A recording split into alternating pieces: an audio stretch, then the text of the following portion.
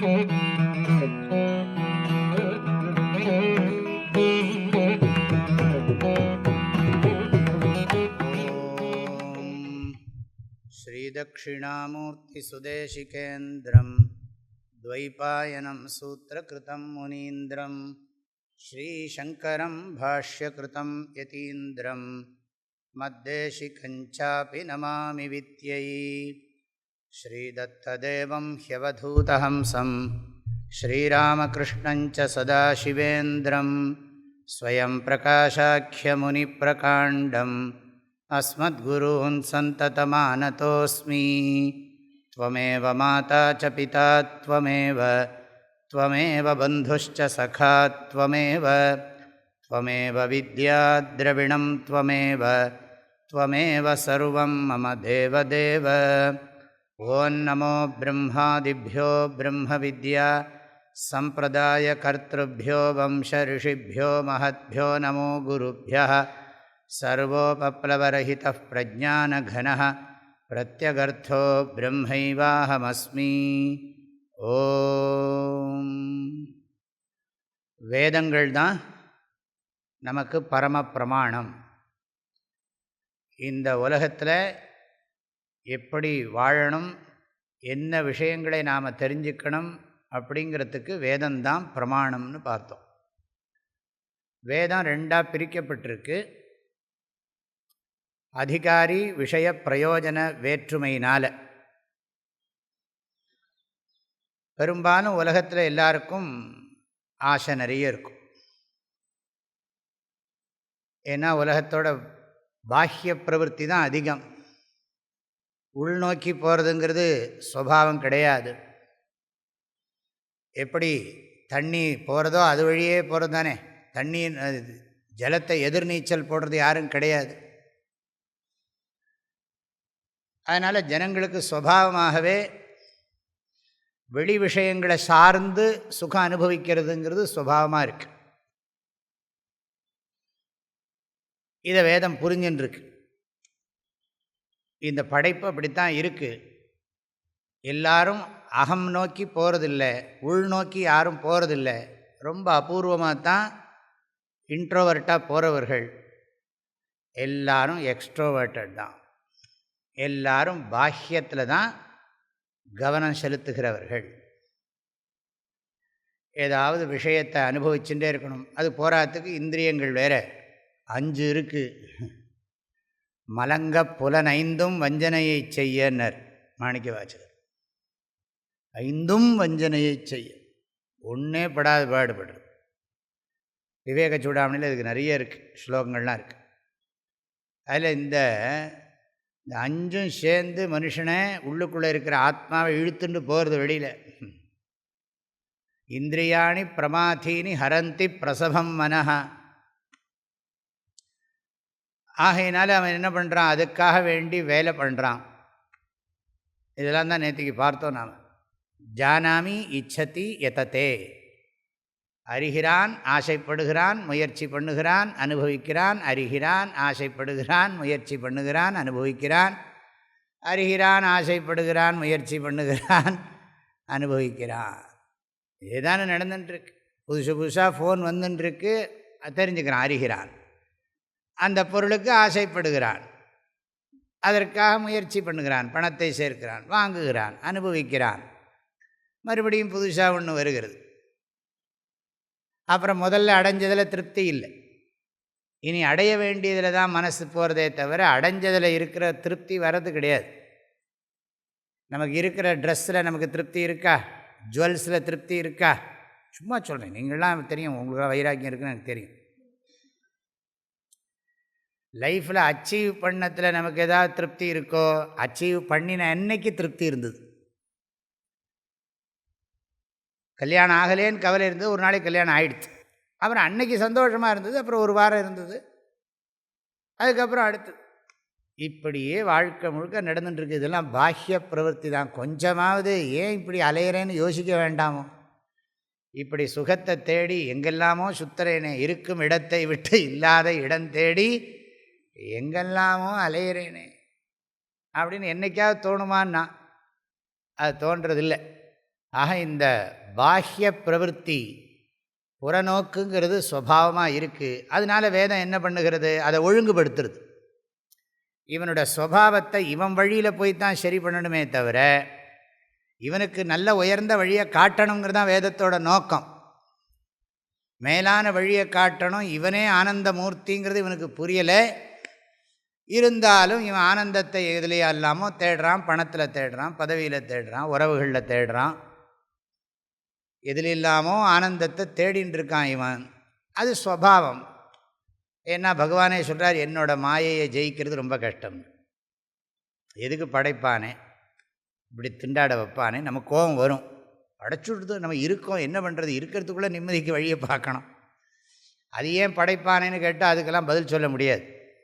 இப்போ படைப்பில் எப்படி இருக்கிறதுங்கிறதுக்கு தான் பதில் சொல்ல முடியுமே தவிர ஏன் படைக்கப்பட்டோம் அப்படின்னு கேட்டால் அதுக்கெல்லாம் நீ பண்ண புண்ணிய பாபம்னா. எப்போ நான் ஃபஸ்ட்டு புண்ணிய பாபம் பண்ணேன்னா எனக்கு தெரியாது. இப்போ நீ நிம்மதியாக இருக்கிறதுக்கு நான் வழி சொல்கிறதுக்கு எனக்கு வழி தெரியும். நீ முதல்ல எப்போ புண்ணியம் பண்ண பாபம் பண்ணேங்கிறதெல்லாம் எனக்கு தெரியாது அப்படின்னு யார் சொல்கிற? குருவும் சொல்கிறார், சாஸ்திரமும் சொல்கிறது. அது தெரியாதப்பா. இல்லை இதுக்கு ஆன்சர் பண்ண வேண்டாமான்னா, ஆன்சர் இருந்தால் தானே பண்ணுறதுக்கு, இல்லாததுக்கு நான் எப்படி ஆன்சர் பண்ணுறது? அப்போனா இது பூர்ணமானதாக தெரியலையே அப்படின்னா, சரி வேறு ஏதாவது வழி இருந்தால் பாரு. உனக்கு இதில் ஸ்ரத்தை இல்லைன்னா நான் என்ன பண்ண முடியும்? இருக்கிறதுக்குள்ளே நான் நல்ல உயர்ந்த வழியை காட்ட என்னால் முடியும். உனக்கு ஏனைவ யாத்தா யதயோஸ்ய பாரம் தமேவ மார்க்கம் தவ நிர்திஷாமி. முன்னோர்கள் சென்ற வழியை நான் உனக்கு காட்டுறேன்.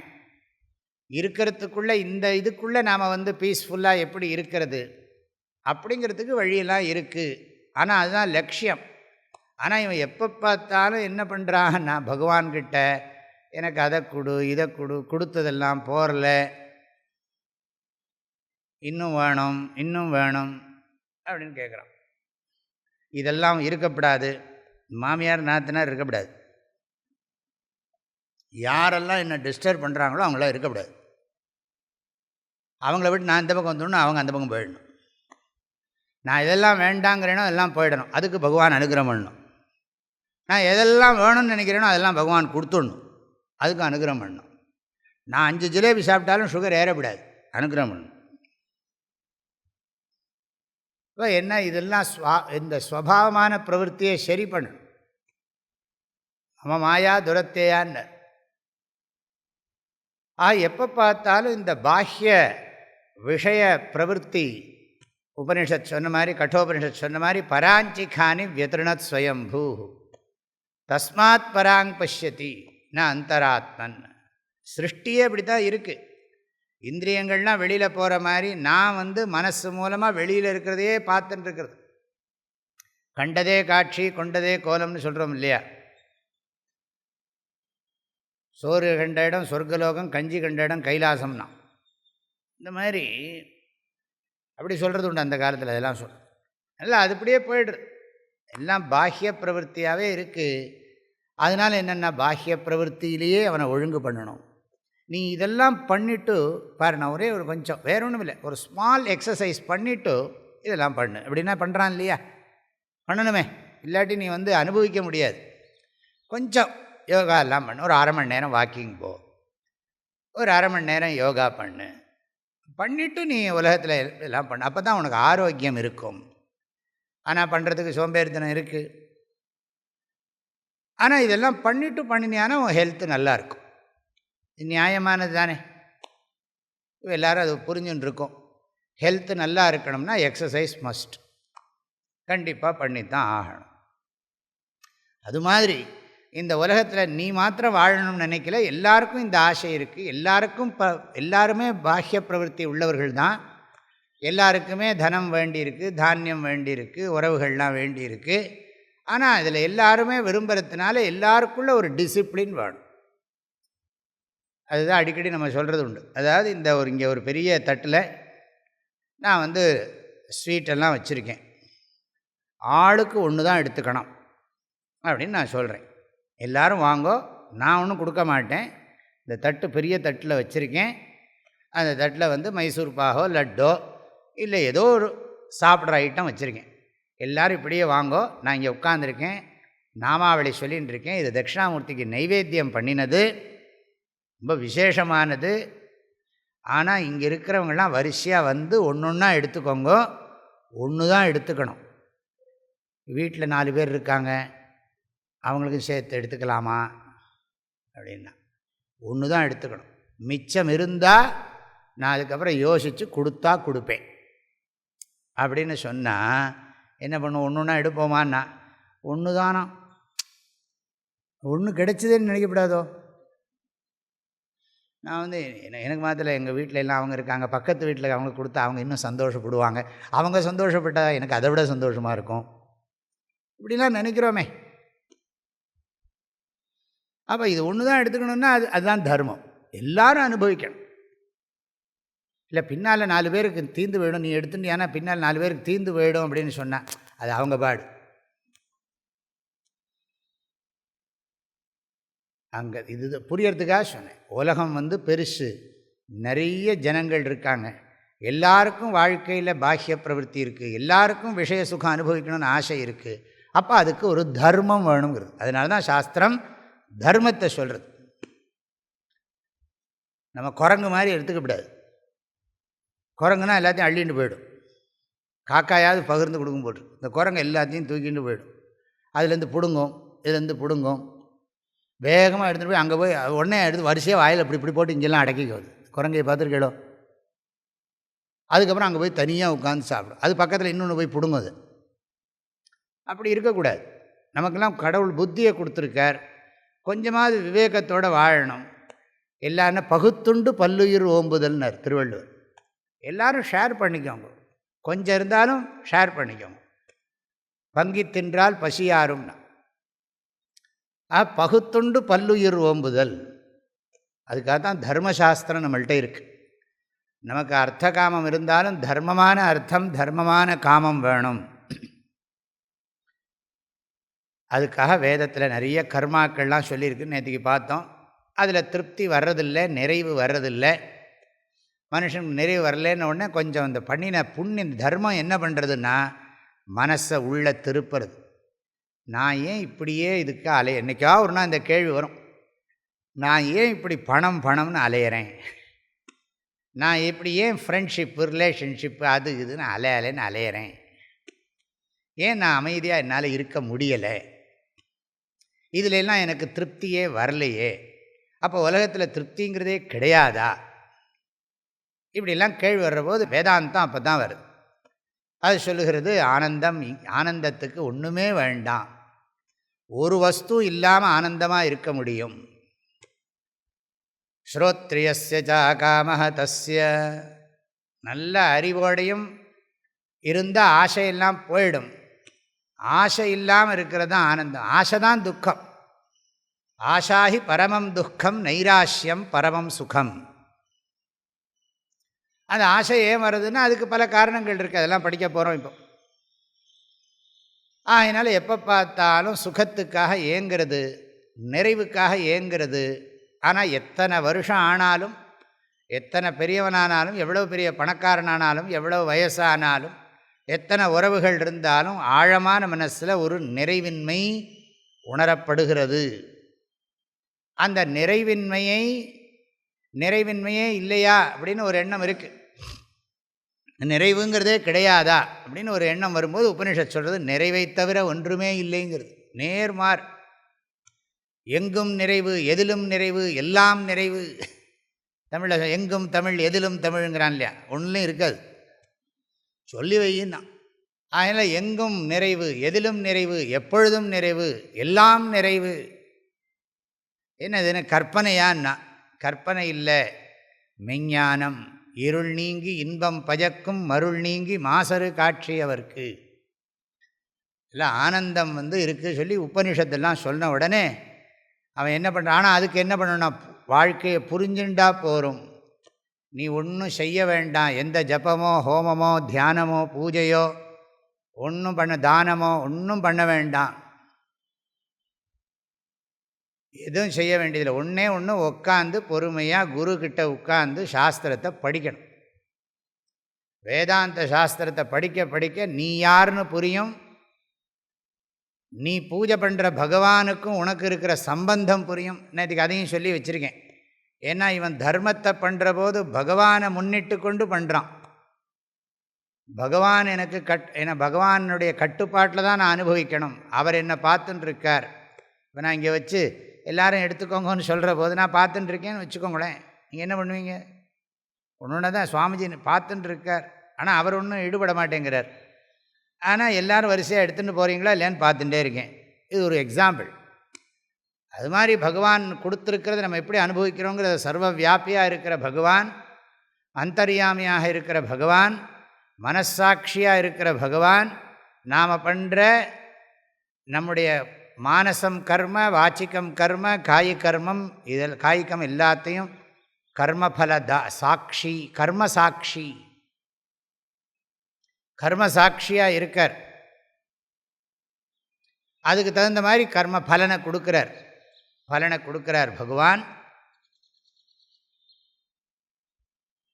அப்புறம் என்ன ஆகுதுன்னா, அப்புறம் பார்க்குறான் அந்த பகவான் எப்படிப்பட்டவர்னா, அவர் பரிபூர்ணமானவர்னா. இப்போ உலகத்திலேயே நிறைவானவர் யாருன்னா இறைவன் தான். எல்லாம் அறிந்தவன், எல்லா சக்தியும் உடையவன், அவர் நிறைவானவர்.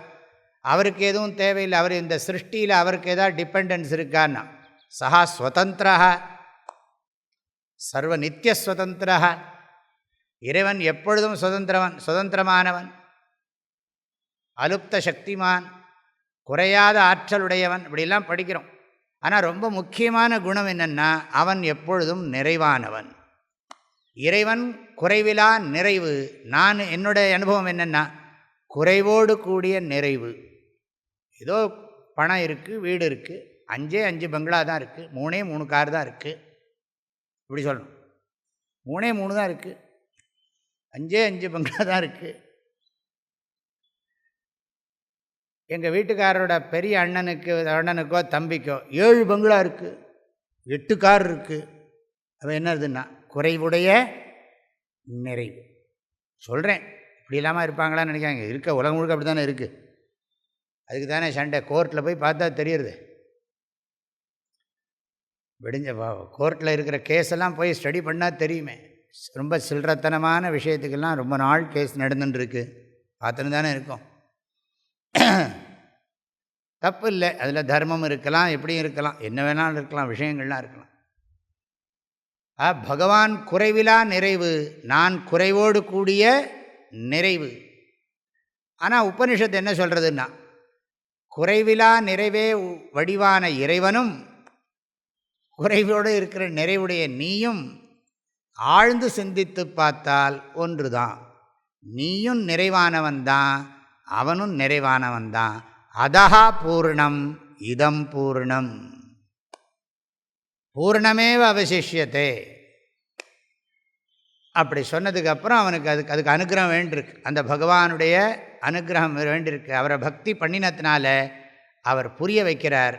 எதையும் கொடுக்கறதில்ல. பணத்தை கொடுத்தோ பதவியை கொடுத்தோ எதை கொடுத்தோ அவனுக்கு நிறைவை தர்றதில்லை. ஞானத்தை கொடுத்து நிறைவை கொடுக்குறார். நிறைவை பற்றிய ஞானத்தை கொடுப்பதன் மூலம் நிறைவை தருகிறார் இறைவன். எந்த பணமோ பதவியோ உறவுகளோ புகழையோ எதையும் கொடுத்து பகவான் நமக்கு நிறைவை தருவதில்லை.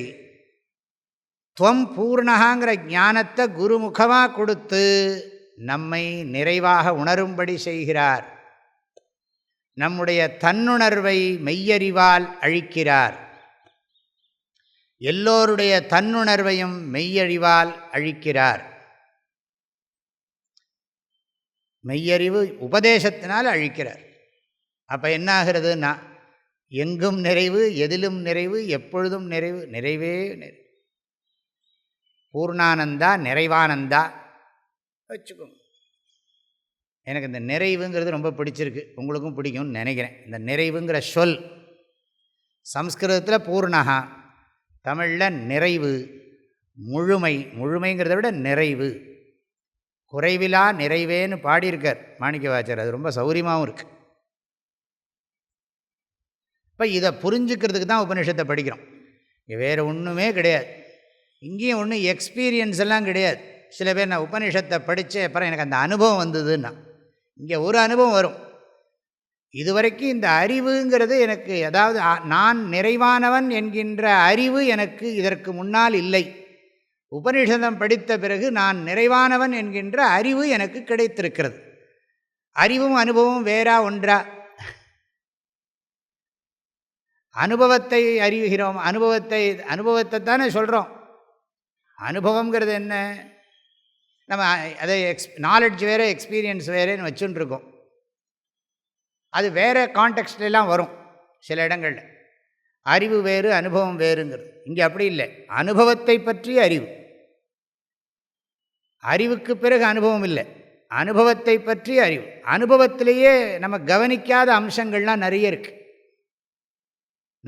நம்ம எப்போ அனுபவிச்சுருக்கிற அனுபவத்திலேயே நம்ம கவனிக்காத அம்சங்கள் சிலதெல்லாம் இருக்குது. அந்த கவனிக்காத அம்சத்தை கவனிக்கும்படி பண்ணுறதான் வேதம். வேறு ஒன்றும் புதுசாக நான் இதை கொடுக்க போகிறதில்ல. நியூ எக்ஸ்பீரியன்ஸ் எல்லாம் கொடுக்காது வேதம். ஏற்கனவே இருக்கிற எக்ஸ்பீரியன்ஸில் நம்ம ஃபோக்கஸ் பண்ணி கவனிக்காத இடத்த அது என்ன சொல்கிறது, ஷிஃப்ட் பண்ணுறதும்பாங்க சில பேர். இப்போ நான் உங்களையெல்லாம் என்ன சொல்கிறேன், இப்போ நான் மனிதன், நான் ஆண், நான் பெண்கிறது அனுபவமாக தான் இருக்குது. ஆனால் எப்போ பார்த்தாலும் அதை நினச்சிட்டே தான் இருக்கும். நான் மனிதன், நான் ஆண், இப்போ நான் மனிதர்களாக ஆண்களா பெண்களான்னா, மனிதர்களில் ஆண்கள் பெண்கள் இருக்கிறோம். நாம் எல்லோரும் மனிதர்கள் அப்படிங்கிறத நம்ம யோசிக்கலை. ஆனால் மனிதர்களாக இருந்துன்னு இருக்கோம். அதை பற்றி இப்போ நான் சொன்ன உடனே அந்த வேர்டை சொன்ன உடனே நீங்கள் என்ன சொல்லுகிறீர்கள்? ஆம், நான் மனிதன்தான். என்ன மனிதன் நியூ எக்ஸ்பீரியன்ஸ் இல்லை, ஏற்கனவே எக்ஸ்பீரியன்ஸ் தான் இருக்கும். மனிதன்கிறது அனுபவத்தில் இருக்குது, அதை கவனிக்கிறோம். நான் மனிதனா, நான் ஆணா, நான் பெண்ணா, நான் பிராமணனா, நான் சன்னியாசியா, நான் ஜீவனா, நான் பிரம்மமா, இல்லை நான் பிரம்ம தாசா, எல்லாம் ஒரே நேரத்தில் இருக்குது. அத்தனையும் இருக்குது. எல்லாம் கற்பனைங்கிறது. பிரம்மன்கிறத தவிர பாக்கியெல்லாம் கற்பனைன்னு சொல்கிறது. இந்த உண்மையை புரிஞ்சுக்கிறதுக்காக தான் படிக்கிறோம். அதனால தான் இதுக்கு உபனிஷத்துக்கள்னு சொல்ல ஆரம்பித்தோம். உபனிஷத்துன்னு சொன்னாலே என்னதுன்னா ஆத்ம ஏகத்துவ வித்யா அப்படின்னு நான் நேற்றுக்கு சொன்னேன். அது ரொம்ப முக்கியம். ஆத்ம ஏகத்துவ வித்யா. எல்லா ஆத்மாவும் ஒன்று தான். ஆத்ம பகுத்துவம் கிடையாது. ஆத்ம பகுத்துவம்னா என்ன? பல ஆத்மா இருக்குது. அப்போ நிறைய உடம்பு இருக்குது, நிறைய உடம்புக்குள்ளே நிறைய மனசு இருக்குது, நிறைய மனசுக்குள்ளே நிறைய ஆத்மா இருக்குது அப்படிங்கிறது மேலெழுந்த வாரியான உண்மை. ஆனால் ஆழமான உண்மை என்னன்னா, ஒரு ஆத்மா தான் பல ஆத்மாவாக காணப்படுறது. ஒரே சூரியன் பல்வேறு குடங்களில் பல்வேறு நிழல் சூரியன்களை காட்டுவது போல அப்படி புரிஞ்சுக்கணும். ஒரே சூரியன் தான் இருக்குது, ஒரே சந்திரன் தான் இருக்குது. நம்ம ஆயிரக்கணக்கான குடங்களை வச்சு, அது நீங்கள் தங்க குடமாக இருக்கலாம், வைர குடமாக இருக்கலாம், பித்தளை குடமாக இருக்கலாம், மண் குடமாக இருக்கலாம். எல்லா குடத்துலேயும் தண்ணியை ஊற்றி வச்சா தண்ணிக்குள்ளே அந்த நிழல் தெரியறது. இதுதான் எக்ஸாம்பிள். அது மாதிரி அந்தந்த குவாலிட்டி உபாதிக்கு தகுந்த மாதிரி இருக்கே தவிர எல்லாத்துலேயும் ஒரே இதுதான் தெரியுது. கிம் கங்காம்புனி பிம்பிதேம்ப ரமணவு சாண்டால வீதி பயப்பூரே வாந்தரமஸ்தி. அனீஷா பஞ்சகம் கேட்குறான் அந்த சண்டாளன், சங்கராச்சாரியார்கிட்ட கேட்குறான், இந்த பாரு, கங்கை ஜலத்தில் தெரிகிற சூரியன், அப்புறம் இந்த எங்கள் தெருவிலெல்லாம் நாங்கள் செருப்பு தைக்கிறதுக்குன்னு ஒரு குட்டை வச்சுருக்கோம் சொல்கிறான். இல்லை நான் ரொம்ப அங்கே புத்தகத்தெல்லாம் தேடப்படாது, நான் அப்படியே அதை இமேஜின் பண்ணிக்கிறேன். யார்? சண்டாளன் சொல்கிறான், எங்கள் தெருவில் நாங்கள் செருப்பு தைக்கிறதுக்கெல்லாம் தோலெல்லாம் ஊற போடுறதுக்கு ஒரு குட்டை வச்சுருக்கோம். அந்த குட்டையிலையும் நாங்கள் அதே கங்கை ஜலத்தை தான் ஊற்றி வச்சுருக்கோம். இந்த கங்கை ஜலத்தில் எல்லாரும் பாபம் போகணும்னு சொல்லி ஸ்நானம் பண்ணிகிட்டு இருக்கான். அதே கங்கை தண்ணியை எடுத்து எங்கள் சண்டாளத் தெருவில் நாங்கள்லாம் செருப்பு தைக்கிறதுக்காக தோலெல்லாம் சரி பண்ணுறதுக்காக வேண்டி நாங்கள் ஒரு குட்டை வச்சுருக்கோம். அந்த குட்டையில் தோலெல்லாம் ஊற போட்டிருக்கோம். அந்த தண்ணியிலையும் அதே கங்கா தண்ணி தான், அதுலேயும் அதே சூரியன் தான் ரிஃப்ளெக்ட் ஆகுது. அந்த நிழல் சூரியனுக்கும் இந்த நிழல் சூரியனுக்கும் ஏதாவது வித்தியாசம் இருக்கான்னு கேட்குறான். அது மாதிரி தான் நீ பிராமணன், வேதம் படித்தவன், சாஸ்திரம் படித்தவன், நீ சந்நியாசி, உனக்குள்ளே இருக்கிற சைத்தன்யமும் எனக்குள்ளே நான் கல்ச்சர்டே கிடையாது. நாங்கள் நினச்ச நேரத்துக்கு எந்திரிப்போம். நாங்கள் 10 நாளைக்கு குளிக்க மாட்டோம். அப்பப்போ கல்லை குடிச்சிட்டு படுத்துடுவோம்.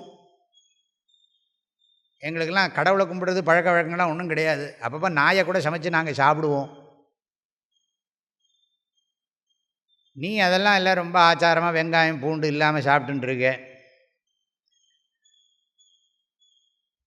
நீ ரொம்ப கல்ச்சர்டு பர்சன், நாங்கள்லாம் கல்ச்சர்டு இல்லைன்னு சொல்கிறோங்க, வாஸ்தவம். ஆனால் உனக்குள்ளே இருக்கிற பரமார்த்த தத்துவமும் எனக்குள்ளே இருக்கிற பரமார்த்த தத்துவம் வேறையா? நீ தானே பஜகோவிந்தத்தில் சொல்லியிருக்கே, त्वयि मयि चान्यत्रैको विष्णुः व्यर्थं कुप्यसि मय्य सहिष्णुः सर्वस्मिन्नपि पश्यात्मानं सर्वत्रोत्सृज भेदाज्ञानम् त्वयि मयि अन्यत्र च एको विष्णुः. உன்னிடத்துலையும் என்னிடத்துலையும் மற்ற இடத்துலையும் விஷ்ணு ஒருத்தர் தான்ப்பா இருக்கார். நீ என்ன கோபிக்கிறியேன்னு அங்கே வருது, பஜகோவிந்தத்தில் வருது. வியர்த்தம் குப்பியசி, அனாவசியமாக என்கிட்ட நீ கோபப்படுற. சர்வஸ்மின்னபி பஷ்யாத்மானம். அதுக்காக ஆச்சாரத்தை விடணும்னு அர்த்தம் இல்லை. மனிஷா பஞ்சகத்தில் இப்படி நடந்திருக்கு, இனிமேல் அது மாதிரி பார்த்தா சண்டாளனை போய் கட்டி பிடிச்சிக்கணும்லாம் சொல்லலை. நீயும் நானும் ஒன்று அப்படிங்கிறது அது ஞானம். எதுக்கு இதெல்லாம் சொல்கிறோன்னா ஆத்ம ஏகத்துவம். ஆத்ம ஏகத்துவம் என்ன ரிலீஜனாக இருந்துட்டு போட்டோம். ஆத்ம ஏகத்துவம்னா நாட் ஒன்லி ஹியூமன், மரம் செடி கொடி எல்லாத்துலேயும். இன்னும் சொல்லப்போனால் என்னென்னா ஜடவஸ்து, இந்த செவரும் என்ன கண்ணியமாக செவரு இல்லைன்னா என் மீது கற்பிக்கப்பட்டது தான். எந்த ஒரு நாமரூபத்தை பேதத்தோடு பார்க்குறானோ அஜ்ஞானி துவைத்தமாக பார்க்குற அதே விஷயத்தை தான் ஞானி அத்வைத்தமாக பார்க்குறான். ஒன்றும் வஸ்து ஒன்றும் மாறுறதில்லை. அந்த ஆட்டிடியூடு, அந்த ஆட்டிடியூடுக்கு காரணமான அந்த பாவனை, அந்த பாவனைக்கு காரணமான மெய்யறிவு. எப்பொருள் எத்தன்மை தாயினும் அப்பொருள் மெய்ப்பொருள் காண்பது அறிவு. எப்பொருள் எத்தன்மை தாயினும் அப்பொருளை மெய்ப்பொருளாக காண்பதே அறிவு. அதில் ஆத்ம ஏகத்துவம், அதுதான் உபனிஷத்தினுடைய உபதேசம்னு ஆதிசங்கரர் திரும்ப திரும்ப சொல்கிறார். ஆத்ம ஏகத்துவம் சாந்த தர்ப்பைஹி ஆதரணீயம் என்று கட்சோபனிஷத்தில் சொல்கிறார். அதாவது உன்னோட ரேஷனல் திங்கிங்கெல்லாம் அந்த பக்கம் தூக்கி போடுங்கிறார். நானும் ரேஷனலாக தான் சொல்கிறேன், இருந்தாலும் நீ வேறு ஏதோ சொல்லி அது துவைத்தத்தை சித்தாந்தம் பண்ணாதே. அத்வைத்தந்தான் பரமார்த்த சத்தியம். மாயா மாத்திரமிதம் துவைத்தம் அத்வைத்தம் பரமார்த்ததः. கௌடபாதாச்சாரியர். மாயா மாத்திரமிதம் துவைத்தம் அத்வைத்தம் பரமார்த்ததः. இதுதான் உபனிஷத்தினுடைய டீச்சிங், உபதேசம். இதை தெரிஞ்சுக்கிறதுக்காகத்தான் நம்ம வரோம். இதுதான் நான் என்னத்துக்கு சொல்ல வரேன், வேத பூர்வ பாகத்தில் பக்குவப்பட்டாதான் வேதாந்தத்துக்கு யோக்கியத்தை. எக்ஸ்ட்ரோவர்ட்டடாக இருக்கிறவன்கிட்ட போய் சடனாக இதெல்லாம் டீச் பண்ண முடியாது, உடனே சொல்ல முடியாது. அதனால தான் வேதம் ரொம்ப கருணையோட, ரொம்ப ஆசை இருக்கா, ஆசை இருக்கிறது தப்பு இல்லைப்பா, ஆசையை கொஞ்சம் ஒழுங்கு பண்ணிக்கணும். எல்லாருக்கும் ஆசை இருக்குது, உனக்கு மாத்திரம் ஆசை இல்லை, உலகத்தில் அத்தனை பேருக்கும் ஆசை இருக்குது. ஆசையை கொஞ்சம் ஒழுங்கு பண்ணிட்டா நீயும் நல்லா இருக்கலாம், எல்லாரும் ஆனந்தமாக இருக்கலாம். நீ மாத்திரம் அனுபவிக்கணும்னு நினைக்காதே. நீயும் பணம் சம்பாதி, எல்லாரும் பணம் சம்பாதிக்கட்டும், எல்லாரும் சுகம் அனுபவிக்கட்டும், எல்லாரும் நல்லா. ஒரு அம்மாவுக்கு 4-5 குழந்தைகள் இருந்தால் எல்லா குழந்தைகளும் நல்லா இருக்கணும் தானே அம்மா நினைப்பா. அது மாதிரி நம்ம இந்த அத்தனை ஜனங்களும் வேதத்தாயோட குழந்தைகள். அதனால் எல்லா குழந்தைகளுக்கும் அம்மா ஹிதத்தைத்தானே உபதேசம் பண்ணுவா. வேத மாதாவின் குழந்தைகள் தான் எல்லாரும். அதில் வேதத்தாய் எல்லாருக்கும் உபதேசம் பண்ணுறார். சத்தியம் வத தர்மஞ்சர. யாருக்கு? ஒருத்தனுக்கு. யாரா? ஒருத்தனுக்கா? வேதத்தை அம்மாவா யார் ஏற்றுன்னு இருக்கானோ அவனுக்கெல்லாம் அந்த உபதேசம். வேத புருஷா சொன்னாலும் வேத மாதா சொன்னாலும் அதுதான் உபதேசம். அப்போ இதெல்லாம் கொஞ்சம் பக்குவப்பட்டு புரிய ஆரம்பித்தப்புறம் இங்கே வராருவர். நிறைவை உணர வேண்டும் என்பதற்கு அதுக்கு ஒரு வயசு, பக்குவம் எல்லாம் தேவைப்படுறது. அதுக்கப்புறம் இது நான் மெஜாரிட்டி பீப்புளை மனசில் வச்சுன்னு சொல்கிறேன். நேற்றுக்கே சொல்லிவிட்டேன். இல்லை சில பேர் எக்ஸப்ஷனாக இருக்கிற கேஸ் எல்லாம் எடுத்துக்கப்படாது. பெரும்பாலானவர்களுக்கு அதனால தான் நம்ம சிஸ்டமே அப்படி இருக்குது. பிரம்மச்சரிய ஆசிரமம், கிரகஸ்தாசிரமம், வானப்பிரஸ்தாசிரமம், சந்நியாசாசிரமம் எல்லாம் மெச்சூரிட்டி, பக்குவம். பிரம்மச்சரிய ஆசிரமத்தில் தர்ம சாஸ்திரங்களை பற்றி தெரிந்து கொண்டு, கிரகஸ்தாசிரமத்தில் தர்மமாக அர்த்த காமங்களை அனுபவித்து, அப்புறம் வானப்பிரஸ்தாசிரமத்தில் வைராக்கியத்தை அடைஞ்சு, அர்த்த காமத்தில் வைராக்கியத்தை அடைஞ்சு, தர்மமாகவே வைராக்கியத்தை அடைஞ்சு, தர்மத்தை உபாசனையெல்லாம் பண்ணி மனசை பக்குவப்படுத்தி கொண்டு மோட்ச மார்க்கத்துக்கு வரணும். அதனால தான் நம்ம அடிக்கடி சங்கல்பத்தில் சொல்கிறோம், தர்மார்த்த காம மோக்ஷ சதுர்வித பல புருஷார்த்த சித்தியர்த்தம். 85 வயசில் சதாபிஷேகத்தன்னைக்கு தர்மார்த்த காம மோக்ஷம் சொல்லலாமா? எனக்கு அது பெரிய கேள்வியாக இருக்குது. சதாபிஷேக சங்கல்பம் இருக்கே, சதாபிஷேக சங்கல்பத்தில் போய் இவர் என்ன அடுத்த ஜென்மாவுக்கு அர்த்த காமத்துக்கு பிளான் பண்ணுறாரா? சதாபிஷேகத்தில் வயசு 81 வயசுக்கு மேலே ஆகிடுது. அப்போ இவர் என்ன பண்ணுறார்? வாத்தியார் சொல்லிருக்கார். அவருக்கு சொல்லி சொல்லி அப்படியே அது மெக்கானிக்கலாக பழகி போயிடுது. அவருக்கு எங்கே சங்கல்பத்தை ரீஅரேஞ்ச் பண்ணணும் அவருக்கும் தெரியாது. சன்னியாசிக்கே தர்மார்த்த காம மோட்சம் சொல்லிவிடுவான். அப்போது தர்மார்த்த காம மோக்ஷ சதுர்வித பல புருஷார்த்த சித்தியர்த்தம்னா அங்கே 80 வயசு ஆகிடுதுன்னு சொன்னால் ஞான வைராக்கிய சித்தியர்த்தம், அகண்ட பரிபூர்ண அத்வைத ஜான பிரம்மாத்ம ஐக்கிய ஜான நிஷ்டா சித்தியர்த்தம், ததர்த்தம் சாதன சதுஷ்டய சம்பத்தியர்த்தம் சொல்லித்தர வேண்டாமோ? இந்த சங்கல்பமே தெரியாது. இப்படி ஒன்று இருக்குன்னே தெரியாது வாத்தியாருக்கே, ப்ரீஸ்ட்டுக்கே தெரியாது. நம்ம அவருக்கு சொல்லி புரிய வைக்கிறதுக்குள்ளே என்னத்தையோ சொல்லணும், நீ பாட்டுக்கு எனக்கு தெரியும் பகவானுக்கு தெரியும் நம்ம சொல்லிக்க வேண்டியதான். சில சமயம் சில பேர்லாம் சொல்லுவாங்க வந்து இப்படிலாம் சொல்கிறார், நம்ம அவருக்கு சொல்லி புரிய வைக்கிறதுக்குள்ளே டைம் ஆகிடுறதே சுவாமிஜி, என்ன பண்ணுறது? நீங்கள் சொன்னதெல்லாம் கிளாஸில் ஞாபகம் இருக்குது, அதை போய் நான் வாத்தியார்கிட்ட கம்யூனிகேட் பண்ணுறதுக்குள்ளே பெரிய பாடாக இருக்குது அப்படின்னா, பரவாயில்ல விட்டுருங்கோ, உங்கள் இன்டென்ஷன் பகவானுக்கு தெரியும், விட்டுருங்கோன்னு.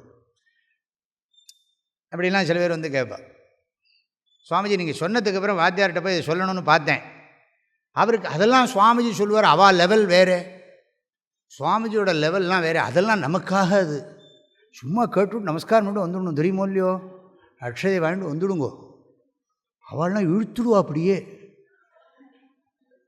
எங்கே இழுத்துடுவா? என்னமோ அவர் ரொம்ப ஹிதோபதேஷ்டா மாதிரி, ரொம்ப நல்லதை சொல்லி தருவர் மாதிரி பேசுவார். அப்போ நமக்கு ஓஹோ வாத்தியார் நமக்கு நல்லதான் சொல்கிறார் போட்டிருக்கு, சுவாமிஜி நம்மளை மாற்றி விடுறாரு போட்டிருக்கு, நமக்கும் தோணி எடுத்துன்னு வச்சுக்கோங்களேன். அது போராத்து பக்கத்தில் 4 மாமா இருப்பார், வாத்தியார் சொல்கிறது எவ்வளோ கரெக்டு தெரியுமோ அப்படிம்பார் அவர். அதுக்கு தான் அன்றைக்கே சொன்னேன், இந்த சுவாமிஜிக்கிட்ட போகிற வழக்கம், இந்த கேம்பு கிம்பெல்லாம் போனையா நமஸ்காரம் பண்ணியா தேங்காய் வேண்டியா விபூதி வேண்டியா வந்துடணும். அவர் சொல்கிறதெல்லாம் கேட்ட வச்சுக்கோ, பிரெயின் வாஷ் பண்ணிவிடுவார் அவர். அப்புறம் அவ்வளோதான், தீந்துது. என்ன தீர்ந்தது? நீங்கள் என்னமோ வாழ்கிற மாதிரி எல்லாம் பிரமை, பாவம். அதாவது எல்லாரும் சம்சாரியாக இருக்கிறது தான் ஆனந்தம் நிறைய பேருக்கு. அகம் சம்சாரி அஸ்மி தொமப்பி சம்சாரி பவ, நான் சம்சாரியாக இருக்கிற மாதிரி நீயும் சம்சாரியாய். அப்பப்போ நம்ம இப்படிலாம் இருக்கணுமே தவிர இப்படிலாம் படிச்சுட்டு அப்படிலாம் போயிடக்கூடாது. அப்படி அப்புறம் பார்ப்போம், இன்னும் வேற எல்லாம் நிறைய இருக்குது சொல்கிறதுக்கு. அப்போ உபநிஷத்துக்கு வரோம். உபநிஷத்துக்கு பேர் ஆத்ம ஐக்கத்துவ வித்யா சொல்லிவிட்டேன். அதில் உபனிஷத்துக்களை பிரம்மசூத்திரத்தில் 10 உபனிஷத்தினுடைய மந்திரங்கள் விசாரம் பண்ணப்பட்டிருக்கிறதுனால அந்த உபனிஷத் ஆர்டரில் நம்ம ஈஷாவாஸ்ய உபனிஷத், கேனோபனிஷத் 2வதாக இருக்குது. இருந்தாலும் நம்ம இங்கே கேம்புக்கு இந்த உபனிஷத்தை நான் எடுத்துட்டுருக்கேன். ஏற்கனவே முண்டக்கோபனிஷத், ஈஷாவாஸ்யோபனிஷத், கட்டோபனிஷத்தெல்லாம் வகுப்பு நடந்துடுத்து. அதுக்காக இப்போ கேனோபனிஷத்து மந்திரங்களுக்கு அர்த்தம் சொல்கிறது அப்படின்னு தீர்மானம் பண்ணி கேனோபனிஷத், இது சாமவேதத்தை சேர்ந்தது இந்த உபனிஷத். கேனன்னு ஆரம்பிக்கிறதுனால இதுக்கு கேனோபனிஷத். எல்லாம் கேனங்கிறது ஆரம்பித்ததுனால கேனோபனிஷத்துன்னு பேர் வச்சுவிட்டேன். இப்போ முண்டகோபனிஷத்து முண்டக்கான்னு ஆரம்பிக்கிறதான்னு கேட்கக்கூடாது. ஆணைக்கு அறம்னா குதிரைக்கு குர்ரமான்னா அப்படி இல்லை. முண்டகோபனிஷத்தில் முண்டக்கம்னா மொட்டத்தில் அது ஒரு விரதத்தை சொல்கிறது. அதுக்காக வேண்டி அது முண்டக்கம்னு அதுக்கு பேர் வச்சுருக்கு. கட்டோபனிஷத்தில் அது கட்டோபனிஷத்தில் காட்டக மகரிஷி சொன்னது. ஈஷாவாஸ்யோபனிஷத்துக்கு ஏன் பேருனா ஈஷாவாஸ்யம்னு ஆரம்பிக்கிறது. உபனிஷத்து தொடங்கிறத வச்சே ஈஷாவாஸ்யம்னு அதுக்கு பேர் வச்சுவிட்டாங்க. பிரஷ்னோபனிஷத்தில் நிறைய கேள்வி இருக்குது, அதனால் அதுக்கு பிரஷ்னோபனிஷத்து. மாண்டூக்கிய உபனிஷத்துங்கிறது அந்த அவஸ்தையை சொல்கிறதுனால மண்டூக்கம் அப்படின்னு சொல்லி அந்த அர்த்தத்தில் அது சொல்லியிருக்கு. அங்கே மாண்டூக்கியம் மண்டூக்கமெல்லாம் அங்கே மந்திரத்தில் ஒன்றும் கிடையாது. ஒரு அவஸ்தையிலேருந்து ஜீவன் இன்னொரு அவஸ்தைக்கு தவளை மாதிரி தத்தி போகிறானான், அது மாதிரி அதனால் அப்படி சொல்லியிருக்கு. இப்போ தைத்திரியோபனிஷத்துங்கிறது தித்திரி பக்ஷி சொன்னதுன்னு சொல்லுவோம். இப்படிலாம் ஒன்று ஒன்றுக்கு ஒரு கதை. பிருகதாரண்யகம்னா காட்டில் சொன்னது, பெரிய காட்டில் நிறைய ரிஷிகள்லாம் சொன்னதுனால அது பிருகதாரண்யகம். சாந்தோக்கியங்கிறது சாமவேதத்தை சேர்ந்த உபனிஷத்து. இந்த கேனோபனிஷத்தும் சாந்தோக்கிய உபனிஷத்தும் சாமவேதத்தை சேர்ந்தது. ஈஷாவாஸ்யோபனிஷத் சுக்ல யஜுர்வேதத்தை சேர்ந்தது. கேனோபனிஷத் சாமவேதம். கட்டோபனிஷத் யஜுர்வேதம், கிருஷ்ண யஜுர்வேதத்தினுடைய ஒரு பாகம், காட்டக சாக்கை. பிரஷ்னோபனிஷத், முண்டகோபனிஷத், மாண்டூக்கியோபனிஷத்துலாம் அதர்வண வேதத்தை சேர்ந்தது. அப்புறம் தைத்திரியோபனிஷத் கிருஷ்ண யஜுர்வேதத்தினுடைய தைத்திரிய சாக்கை. அப்புறம் ஐத்தரேயம் ரிக்வேதத்தை சேர்ந்தது. பிருகதாரண்யகம் சுக்ல யஜுர்வேதத்தை சேர்ந்தது. சாந்தோக்கியம் சாமவேதத்தை சேர்ந்தது. இப்படி இந்த உபனிஷத் மந்திரங்களுக்கெல்லாம் பிரம்மசூத்திரத்தில் விசாரம் பண்ணப்பட்டிருக்கு. சந்தேகங்கள்லாம் இந்த மந்திரங்களில் கேட்கப்பட்டு அதுக்கு பதிலெல்லாம் சொல்லப்பட்டிருக்கு பிரம்மசூத்திரத்தில். இப்போ கேனன்னு தொடங்கிறதுனால இதுக்கு கேனோபனிஷத்துன்னு பேர். இந்த உபனிஷத்து 35 மந்திரம்தான், ரொம்ப சின்னது ஆனால் பலமானது. ஸ்மால் பட் ஸ்வீட்டுன்னு சொல்கிறோம் இல்லையா, மூர்த்தி சிறிது கீர்த்தி பெரிது. இந்த உபனிஷத்துலேயும் முதல்ல 9 மந்திரம் 4 கண்டமாக பிரிச்சிருக்கு. முதல்ல ஒரு 9 மந்திரம், அப்புறம் ஒரு 5 மந்திரம், அப்புறம் ஒரு 12 மந்திரம், அப்புறம் மறுபடியும் ஒரு 9 மந்திரம், சேர்ந்து 35 மந்திரங்கள் இருக்குது. இதில் முதல் 2 கண்டம்தான் ரொம்ப முக்கியமானது. பிறகு 2 கண்டம் கதை, கதாரூபமாக தத்துவத்தை சொல்லுகிறது. கேனோபனிஷத்தினுடைய தன்மை இதுதான். ஆனால் இது ஒரு அற்புதமான உபனிஷத். நேரடியாக விஷயங்களெல்லாம் பேசுகிறது. சுற்றி வளைச்சி பேசுகிறதெல்லாம் கம்மி, மிக குறைவு. கொஞ்சம் விரிவாக சுற்றி வளைச்சுன்னு இல்லை, விரிவாக சொல்கிறதுங்கிறது கிடையாது. சுருக்கமாக நம்ம தமிழ் பாஷையில் சொன்னால் நச்சுன்னு சொல்கிறதுங்கிறான் இல்லையா, அப்படி நச்சுன்னு சொல்லிவிடுறது, நேருக்கு நேர சொல்லிவிடுறது விஷயத்தை. அதனால் இதனுடைய அப்ரோச் ஒரு நன்றாக நமக்கு புரியக்கூடிய விதத்தில், நன்றாக யோசிக்கக்கூடிய விதத்தில் இருக்கிறது. இந்த ஒரு முகவுரையோடு நான் இப்போ சாந்தி பாட்டத்தை தொடங்குகிறேன். இதுக்கு ஒரு சாந்தி பாட்டம் சாமவேதத்துக்குன்னு இருக்குது. சுக்ல யஜுர்வேதத்துக்கு பூர்ணமதகாங்கிறது சாந்தி பாட்டம். ரிக்வேதத்துக்கு வாங்மே மனசி பிரதிஷ்டிதான்னு சாந்தி பாட்டம் இருக்குது. கிருஷ்ண யஜுர்வேதத்துக்கு சகனாவத்து ஷன்னோ மித்ரஷம் வருணகான்னு சாந்தி பாட்டங்கள் இருக்குது. சாமவேத மந்திரங்களுக்கு ஆப்யாயந்து மமாங்கானி அப்படிங்கிற சாந்தி பாட்டம் இருக்குது. இப்போ நாம் சாந்தி பாட்டத்தை படித்து, அதே மாதிரி அதர்வணவேதத்துக்கு பத்ரங்கர்ணேபிஸ்ருணுயாம தேவா. இப்போ 5 சாந்தி பாட்டம் இருக்குது. ரிக்வேதத்தில் வாங்மே மனசி பிரதிஷ்டிதான்னு ஒரு சாந்தி பாட்டம், சுக்ல யஜுர்வேதத்தில் பூர்ணமதகாங்கிறது சாந்தி பாட்டம், அப்புறம் கிருஷ்ண யஜுர்வேதத்தில் முக்கியமாக சகனாபவத்துங்கிற சாந்தி பாட்டம், அப்புறம் சாமவேதத்தில் ஆப்யாயந்து மமாங்கானிங்கிற சாந்தி பாட்டம், அதர்வணவேதத்தில் பத்ரங்கர்ணேபிங்கிற சாந்தி பாட்டம். 5 வகையான சாந்தி பாட்டம் இருக்குது. சாந்தி பாட்டம்னா என்ன? படிக்கிறதுக்கு நிறைய மனசாந்தி வேணும். உடம்பு, மனசு, சூழ்நிலை எல்லாம் நம்ம இந்த ஆத்ம வித்தியை பிரம்ம வித்தியை படிக்கிறதுக்கு அனுகூலமாக இருக்கணும். இடைஞ்சல் இருக்கக்கூடாது. என் உடம்போ மனசோ படிக்கிறதுக்கு எனக்கு இடைஞ்சலாக இருக்கக்கூடாது, சூழ்நிலை இடைஞ்சலாக இருக்கக்கூடாது, வேறு யாரும் என்ன டிஸ்டர்ப் பண்ணக்கூடாது. செல்ஃபோனே இல்லாமல் இருந்தால் ரொம்ப நல்லது. புத்தகத்தில் இல்லது. ஏன்னா நான் வேதாந்தம் படிக்கிற போது அட்லீஸ்ட் அதையாவது சன்னியாசம் பண்ணலாமே, கிளாஸுக்கு வர்ற போதாவது சன்னியாசம் பண்ணலாமே. இதில் கூட நம்மளால் சன்னியாசம் பண்ண முடியலன்னா என்ன பண்ணுறது? இப்போ இதை நீங்கள்லாம் பண்ணியாச்சுன்னு தெரியும் எனக்கு. இருந்தாலும் எல்லாம் இடைஞ்சலே இருக்கு. நாமளாக இடைஞ்சலை உண்டு பண்ணிக்கிறது. இந்த செல்ஃபோன் ஆத்தியாத்மிகமாக, ஆதி பௌத்திகமாக, ஆதி தெய்வீகமாக சொல்லுங்க பாப்போம். ஒருத்தர் சொல்கிற, கிளாஸில் உட்காந்துட்டு ஃபோன் வந்துடுது, ஆஃப் பண்ணுறாங்க, ஆஃப் பண்ண தெரியல, திரும்ப திரும்ப நான் எவ்வளோ தூரம் ஆஃப் பண்ணுறேன், கூப்பிட்டுட்டே இருக்கான் அவன். அவனுக்கு தெரியுமா நீ கிளாஸில் இருக்கேன்னு? அவன் எப்படி தெரியும் கிளாஸில் நீ இருக்கேன்னு? அது சொல்ல கேட்கவே மாட்டேங்கிறான் சுவாமி, திரும்ப திரும்ப வந்துட்டே இருக்கு அப்படின்னு. அதுக்கு எப்படி அங்கே தெரியும்? ஆத்தியாத்மிக, ஆதி பௌத்திக, ஆதி தெய்வீகம். இடைஞ்சல் எப்படி வேணாலும் வரும். நல்ல காரியத்துக்கு நானாவித இடையூறுகள். அது டீச்சருக்கும் வேணும், ஸ்டூடெண்ட்டுக்கும் வேணும். ஆசிரியருக்கும் இந்த 3 விதமான இடைஞ்சல் இல்லாமல் பாடம் சொல்லி தரணும். மாணவனுக்கும் இந்த 3 விதமான இடைஞ்சல் இல்லாமல் பாடம் நடக்கணும். நானே என் படிப்பு, நான் என்னுடைய உடம்பு மனசே என் படிப்புக்கு இடைஞ்சலாக இருக்கக்கூடாது. இந்த ஜனங்கள் இன்னொருத்தரால் எனக்கு இடைஞ்சல் இருக்கக்கூடாது.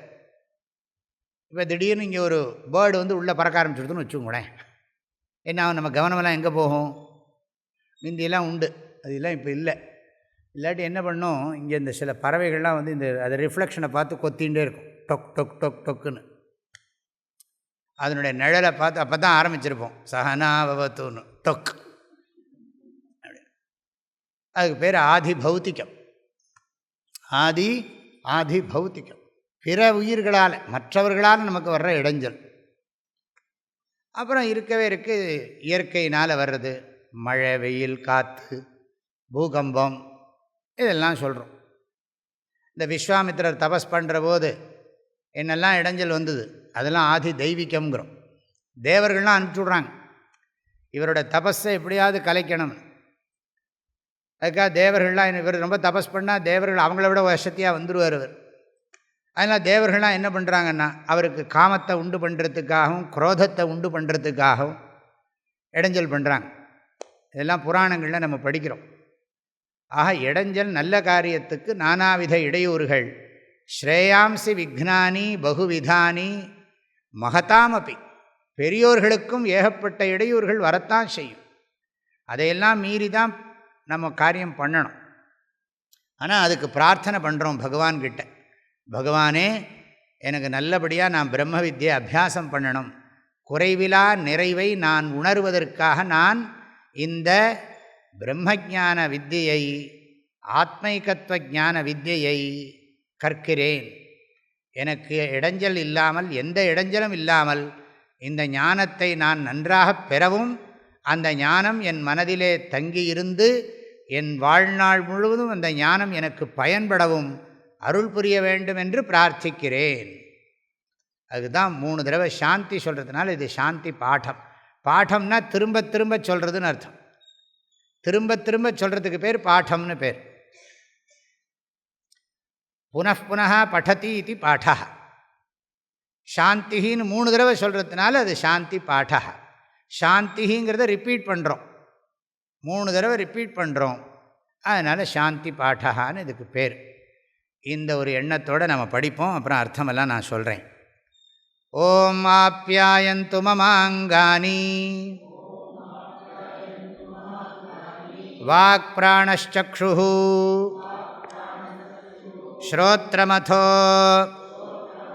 பலமிந்திரியாணி ச சர்வாணி சர்வம் பிரம்ம உபனிஷதம் மாஹம் பிரம்ம நிராகுர்யாம் மாமா பிரம்ம நிராகரோத் அநிராகரணமஸ்து அநிராகரணம் மே அஸ்து. ததாத்மனி நிரதே ய உபனிஷத்சு தர்மாः தே மயி சந்து தே மயி சந்து. ஓம் சாந்தி ஷாந்தி ஷாந்தி.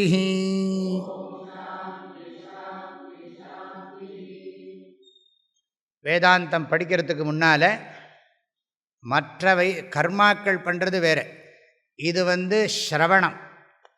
இது ஒரு கர்மா இல்லை, புரிஞ்சுக்கிறதுக்காக நம்ம தயார்படுத்திக்கிறது. கர்மா மாதிரி இது மானசம் கர்மா தான். திங்க் பண்ணுறதுங்கிறது மானசம் கர்மா தான். ஆனால் பிளானிங் வேறு, அண்டர்ஸ்டாண்டிங் வேறு.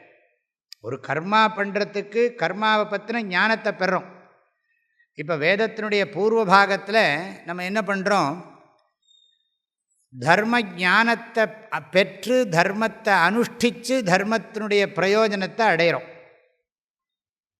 தர்ம ஞானம், தர்ம அனுஷ்டானம், அப்புறம் என்னது தர்ம பலம். தர்மன்னு சொன்னாலும் சரி, கர்மான்னு சொன்னாலும் சரி. கர்மத்தை தர்மமாக பண்ணுறதுனால கர்மத்தையே தர்மம்னு சொல்லிடுறோம். கர்ம ஞானம், வைதிக கர்ம ஞானம், வைதிக கர்ம அனுஷ்டானம், அதனால் பலன், அர்த்த பலன், காமபலன், முக்கியமாக புண்ணிய பலன். புண்ணியத்தினால தான் அர்த்தமோ காமமோ கிடைக்கும். புண்ணியத்தினால்தான் அர்த்த காமத்தை அனுபவிக்க முடியும். ரொம்ப புண்ணியம் ரொம்ப முக்கியம்னு நம்ம நினைக்கிறோம். அங்கே வெறும் ஞானம் பலன் கிடையாது. வேத பூர்வ பாகத்தில் கேவல ஞானம் பலனை கொடுக்காது. சமையலை பற்றின ஞானம் எப்படி பசியை போக்க முடியாதோ, கேவல தர்ம ஞானம் மாத்திரம் நமக்கு பிரயோஜனத்தை கொடுக்காது. அர்த்தகாமோ சுகத்தையோ கொடுத்துடாது. அங்கே அனுஷ்டானம் தேவை. சமையலை பற்றின அறிவு இருந்தால் போராது, பொருள்களை வாங்கி சமைச்சு சாப்பிட்டா தான் பசி நீங்கும். ஆனால் இங்கே ஞானகாண்டத்தில் அப்படி கிடையாது. ஞானந்தான் பலன், ஞானமே பலன். வாழ்க்கையில் நம்ம பொதுவாக இது புரிஞ்சுக்கணும். இது ஒரு சூக்ஷ்மமான விஷயம். நமக்கு இன்பம் வேணும்னோ துன்பம் வேண்டாம்னோ சொல்ல வேண்டாம். இன்பத்தை பற்றியும் துன்பத்தை பற்றியும் அறிவு இருந்தால் நமக்கு போரும் அப்படிங்கிறோம். அந்த அறிவு இருந்ததுன்னா அந்த இன்பத் துன்பம் நம்மளை ஒன்றும் பண்ணாது. வெள்ளத்தனைய இடும்பை அறிவுடையான் உள்ளத்தின் உள்ள கெடும் அப்படின்னு வள்ளுவர் சொல்கிறார். புத்திசாலி யோசித்து பார்த்தான்னா எவ்வளோ பெரிய துக்கமாக இருந்தாலும் அது உடனே இல்லாமல் போயிடுங்கிறார். அதுக்கு என்ன அர்த்தம்? அறிவுடையான்னர். வெள்ளத்தனைய இடும்பைங்கிறார். எவ்வளோ பெரிய துக்கம் வந்தாலும் சரி, உள்ளத்தின் உள்ள மனசுக்குள்ளே அதை நன்றாக யோசித்து பார்த்தான்னா கெடும். அந்த இடும்பை கெடும்னு அர்த்தம். வெள்ளத்தனைய இடும்பை அறிவுடையான் உள்ளத்தின் உள்ள கெடும். அப்போ அதே மாதிரி தான் இன்பத்துக்கும் போட்டுக்கணும். வெள்ளத்தனைய இன்பம்னு போட்டாலும் தப்பு இல்லை. எவ்வளோ பெரிய சுகம் வந்தாலும் சரி, அந்த சுகமும் அவனுக்கு ஒரு பொருட்டு இல்லை. ஞானந்தான் முக்கியம். ஞானமே சுகம். அதனால் வேறு லௌகிகமாக வெளியிலேருந்து வர்ற பணம், பதவி, புகழ், இதனால் வர்ற சுகம் இல்லை. எனக்கு அறிவே இன்பம். இன்பத்தை பற்றிய துன்பத்தை பற்றிய அறிவே எனக்கு இன்பம்னா, இன்பத்தை பற்றிய துன்பத்தை பற்றிய அறிவே எனக்கு இன்பமாக இருக்கிறது. இங்கே அறிவே இன்பந்தான். அதாவது பேரின்பத்தை பற்றிய அறிவு சிறு இன்பத்தையும் துன்பத்தையும் புரிந்து கொள்ள உதவுகிறது. அப்படி சொல்லணும். ஞானந்தான் முக்கியம். ஞானமே பிரயோஜனம். நான் ஞானத்தை கடைப்பிடிக்கிறதெல்லாம் கிடையாது. ஒரு ஞானம் வந்தாச்சுன்னா ஞானம் இருக்க போகிறது. அந்த ஞானத்தை அப்ளை பண்ணுறோம்னா அது ஆட்டோமேட்டிக்காக அப்ளை ஆகணும். இன்பம் வரும்போதும் துன்பம் வரும் ஒன்றும் ரிச்சுவல் எல்லாம் பண்ண வேண்டாம். ஒரு பூஜையோ ஜபமோ ஹோமமோ எனக்கு ரொம்ப கஷ்டம் வந்து கொடுத்து அதுக்காக நான் பூஜை பண்ணுறேன், நான் ஜபம் பண்ணுறேன், தேவையில்லை. எனக்கு ரொம்ப சுகம் வந்து கொடுத்து அந்த சுகத்தை பகவான்கிட்ட நான் சமர்ப்பணம் பண்ணுறதுக்கு அதை கொண்டாட போகிறேன், தேவையில்லை. சாதாரண ஒரு லௌகிகத்தில் என்ன பண்ணுவான், அவனுக்கு ரொம்ப ஒரு பணம் நிறைய கிடச்சிடுத்துனா ஒரு பார்ட்டி வைப்பான், கூத்தடிப்பான். இல்லாட்டி கொஞ்சம் என்ன பண்ணுவான்னா, சில பேர் என்ன பண்ணுவான்னா, இல்லை பகவானோட அனுகிரகத்தினால தான் கிடச்சிது, வெங்கடாஜலபதியோட அனுகிரகத்தினால தான் இந்த தடவை பிஸ்னஸில் எனக்கு இத்தனை கோடி ரூபாய் லாபம் கிடச்சிது, அதனால் வெங்கடாஜலபதிக்கு நான் வேண்டின்னு இருக்கேன், அங்கே போய் மொட்டை அடித்து அங்கே பிரதர்ஷனம் பண்ணி வெங்கடாஜலபதிக்கு அந்த ரூபாயை போட்டு வந்துடுவார். அது ஒரு கடமை, கர்மா. அது மாதிரி எனக்கு சந்தோஷம் கிடைச்சாலும் அதுக்கும் நான் ரியாக்ட் பண்ண போகிறதில்லை, துக்கம் வந்தால் அதுக்கும் நான் ரியாக்ட் பண்ண மாட்டேன். ரியாக்ட் பண்ணாமல் இருக்கிற ஞானம். நான் பாட்டுக்கு இருக்கிற வரைக்கும் சாப்பிடுவேன், குளிப்பேன், விவகாரம் பண்ணுவேன், புண்ணியத்தை பண்ணி பண்ணி பழக்கிறதுனால புண்ணியம் பண்ணின்னு இருப்பேன். ஆனால் அதே சமயம் சுகத்தினால துள்ள மாட்டேன், துன்பத்தினால துவண்டு போக மாட்டேன். அதுக்கு காரணம் என்னென்னா, இந்த இன்ப துன்பம் அனித்தியம்ங்கிறது புரிஞ்சிருக்கிறதுனால ஞானம். இந்த ஞானந்தான் சுகம்.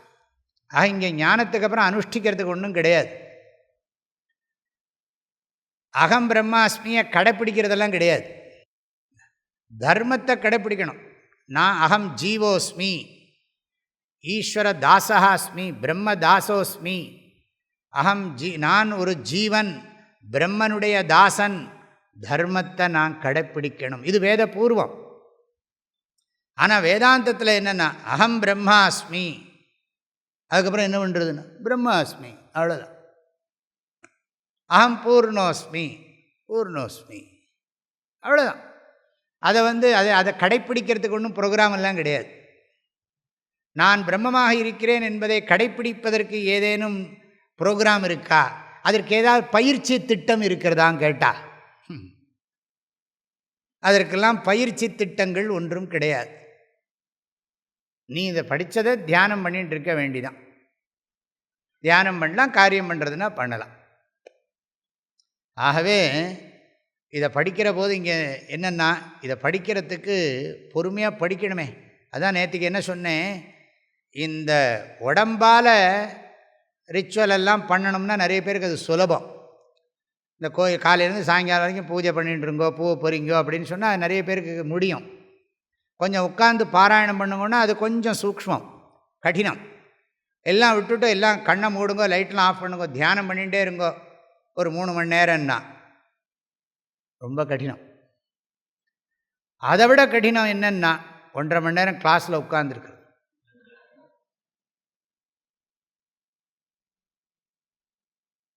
இங்கே கிளாஸில் உட்காந்தா என்ன, காலம்பரை பொங்கல் வடையாக இருந்ததுன்னா ரொம்ப ஆனந்தமாக இருக்கும், தூக்கம் நல்லா வரும். ஆனால் இங்கே ஒரு விஷயம் என்னென்னா, இது கண்ணை திறந்துட்டு விஷயங்கள்லாம் கேட்குறோம், யோசிக்கிறோம். ஆனால் சப்ஜெக்ட் மேட்டர் முக்கியம் இல்லையா? ஏதோ ராமர் கதையை சொல்லிட்டு இருந்தால் சீதையை பற்றி சொல்கிறோம், லக்ஷ்மணனை பற்றி சொல்கிறோம்னா அது ஒரு மாதிரி சுவாரஸ்யமாக இருக்கும். இது அப்படி இல்லை. நீ பூர்ணம், அது பூர்ணம், இது பூர்ணம், வாழைமரம் பூர்ணம், தென்னை மரம் பூர்ணம், செவுரு பூர்ணம். இது பூர்ணம்னா என்ன ஆகும்னா பூர்ணம். என்ன பண்ண முடியும்? கொஞ்சம் நேரத்தில் என்ன அவனுக்கு ஒன்றும் புரியும். இன்னும் பூர்ணம் பூர்ணம் பூர்ணம்ங்கிறார். எனக்கு குழக்கட்டை பூர்ணம் தான் ஞாபகத்துக்கு வருது.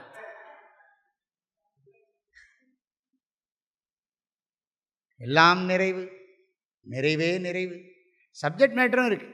சரி, படிக்கிறோம்னா எதை பற்றி படிக்கிறோம்னா நான் நிறைவானவன்கிறத படிக்கிறது. நான் நிறைவானவன்கிறத கடைப்பிடிக்கிறதுக்கு ஒன்றும் இல்லை. நான் நிறைவானவன் என்பதை புரிந்து கொள்ள வேண்டும். புரிந்து கொண்டதுக்கு பிறகு நான் நிறைவானவன்கிறது தெளிவாக புரிஞ்சுடுத்துன்னு சொன்னால் குறைவானவன்கிற எண்ணம் வருமோ? நான் நிறைவானவன்கிறது எனக்கு புரியுறது. ஆனால் இந்த மந்திரம் மறந்து போயிடுத்துன்னா, மந்திரம் மறக்கிறதுங்கிறது மைண்டோட ப்ராப்ளம். ஆனால் மந்திரத்தோட எசன்ஸ் என்ன? மந்திரத்தோட எசன்ஸ் என்ன? நான் நிறைவானவன். நான் மந்திரத்தோட சாரத்தை புரிஞ்ச பிறகு மந்திரம் மறந்தா என்ன, ஞாபகத்தில் இருந்தா என்ன? விஷயம் சாஸ்திரம் விஷயம் புரிஞ்சு போயிடுத்து. விஷயம் புரிஞ்சதுக்கு பிறகு அதையே திரும்ப இந்த காலம்பரத்தில் சில பேர் நியூஸ் பேப்பரை பார்த்ததே படிச்சுட்டு இருப்பான் திரும்ப திரும்ப. என்ன பிரயோஜனம்? படித்தாச்சு, இன்னைக்கு சாயங்கால பேப்பருக்கு தயாராகிரு. காலம்புரை பேப்பர் முடிஞ்சு போயிடுச்சு. அதனால் ஈவினிங் பேப்பர் வரப்போகிறது, அது படிக்கிறதுக்கு தயாராக இல்லைன்னா அப்பப்போ இருக்கவே இருக்குது. நியூஸ் வருது, ஃபோன்லேயே எல்லாம் வந்துடுறது. லோக விவகாரங்கள் எல்லாம் தெரியுது. உலக செய்திகள், தமிழக செய்திகள், இந்திய செய்திகள், இந்தியா தமிழ்நாட்டினுடைய இது என்ன, தேனி மாவட்ட செய்திகள். மாவட்டம் வேறு, நம்ம ஊரை சுற்றி என்ன நடக்கிறது நமக்கு தெரிய வேண்டாமா? அதனால் தேனி மாவட்ட செய்திகள், அப்புறம் வட்ட செய்திகள். வட்டமெல்லாம் இல்லை, போடலைன்னு நினைக்கிறேன். அது மாவட்டத்துக்குள்ளே வட்டம் வந்துடும், தாலுக். இப்போ இந்த ஞானத்தை அடையிறது, ஞானந்தான் பிரயோஜனங்கிறது ஞாபகம் வச்சுக்கோங்க. ஞானமே பலன். ஆக ஞானத்துக்கு பிறகு பலன் கிடையாது, ஞானமே பலன். வேத பூர்வத்துக்கும் வேதாந்தத்துக்கும் இந்த வித்தியாசத்தை புரிஞ்சுக்கணும். அப்போ இதை படிக்க போகிற போது இவனுக்கு என்ன சொல்கிறான்னா, என்னுடைய உடம்பெல்லாம் ஹெல்ப்ஃபுல்லாக இருக்கணும். ஆப்யாயந்து, ஆப்யாயந்துன்னு சொன்னால் சாதாரணமாக வளரட்டும்னு அர்த்தம்.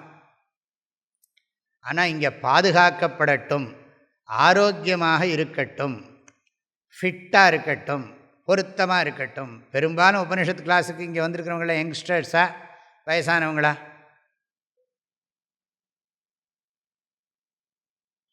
ஒன்றும் வேண்டாம். இப்போ எல்லாரும் சேரெல்லாம் எடுத்துகிட்டு கீழே உட்காருங்க சொன்னால் போதும். ஆப்யாயந்து கொஞ்சம் பலமாயிடும். முடியாது, ஏன்னா நம்மளால் கீழே உட்கார்ற பழக்கம் போயாச்சு நமக்கு. ஏன்னா அது ஒரு வயசான பிறகு கீழே உட்கார்றதுங்க ரொம்ப கடினமான விஷயம். பெரும்பாலும் வேதாந்தம் படிக்க வரும்போதே வயசாகிருக்கும். சின்ன வயசில் வேதாந்தம் எத்தனை பேர் படிப்பாங்க? அதில் வேதாந்தம் படிக்க வர்றபோது என்ன ஆகும்னா, உடம்பு ஃபிட்டாக இருக்கணுமே. அதனால் என்னென்னா, இங்கே உட்கார்ந்ததுக்கு பிறகு தான் தெரியும் முதுகு இப்படி இழுக்கும், ஏதாவது பண்ணும். அதனால் என்னென்னா, மம அங்கானி ஆப்யாயந்து, என் உடம்பில் இருக்கிற கை, கால், முதுகெலும்பு, இடுப்பு எலும்பு, முழங்கால் அதெல்லாம் போடலை. நீங்கள் டீட்டெயிலாக போட்டுக்கோங்க, யாராருக்கு என்ன ப்ராப்ளமோ. சில பேர் அதுக்குன்னு ப்ரேயர்லாம் நடத்துகிறாங்க. சில பேர்லாம் அதுக்குன்னு, யாருக்கெல்லாம் முழங்கால் வலி இருக்கிறதோ இறைவா, அவர்களுடைய முழங்காலிலே இருக்கின்ற நோய்களை போக்குவீராக. அவர்களெல்லாம் நாள்தோறும் பல்வேறு விதமான மருந்துகளை உட்கொள்ளுகிறார்கள். அந்த மருந்தினால் ஏதும் பக்க விளைவுகள் வராமல் இருப்பதாக.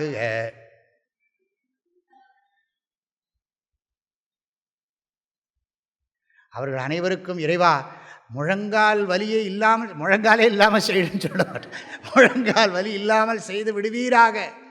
உமது அருள் அவர்களுடைய முழங்காலிலே பாய்வதாகுக அப்படிங்க.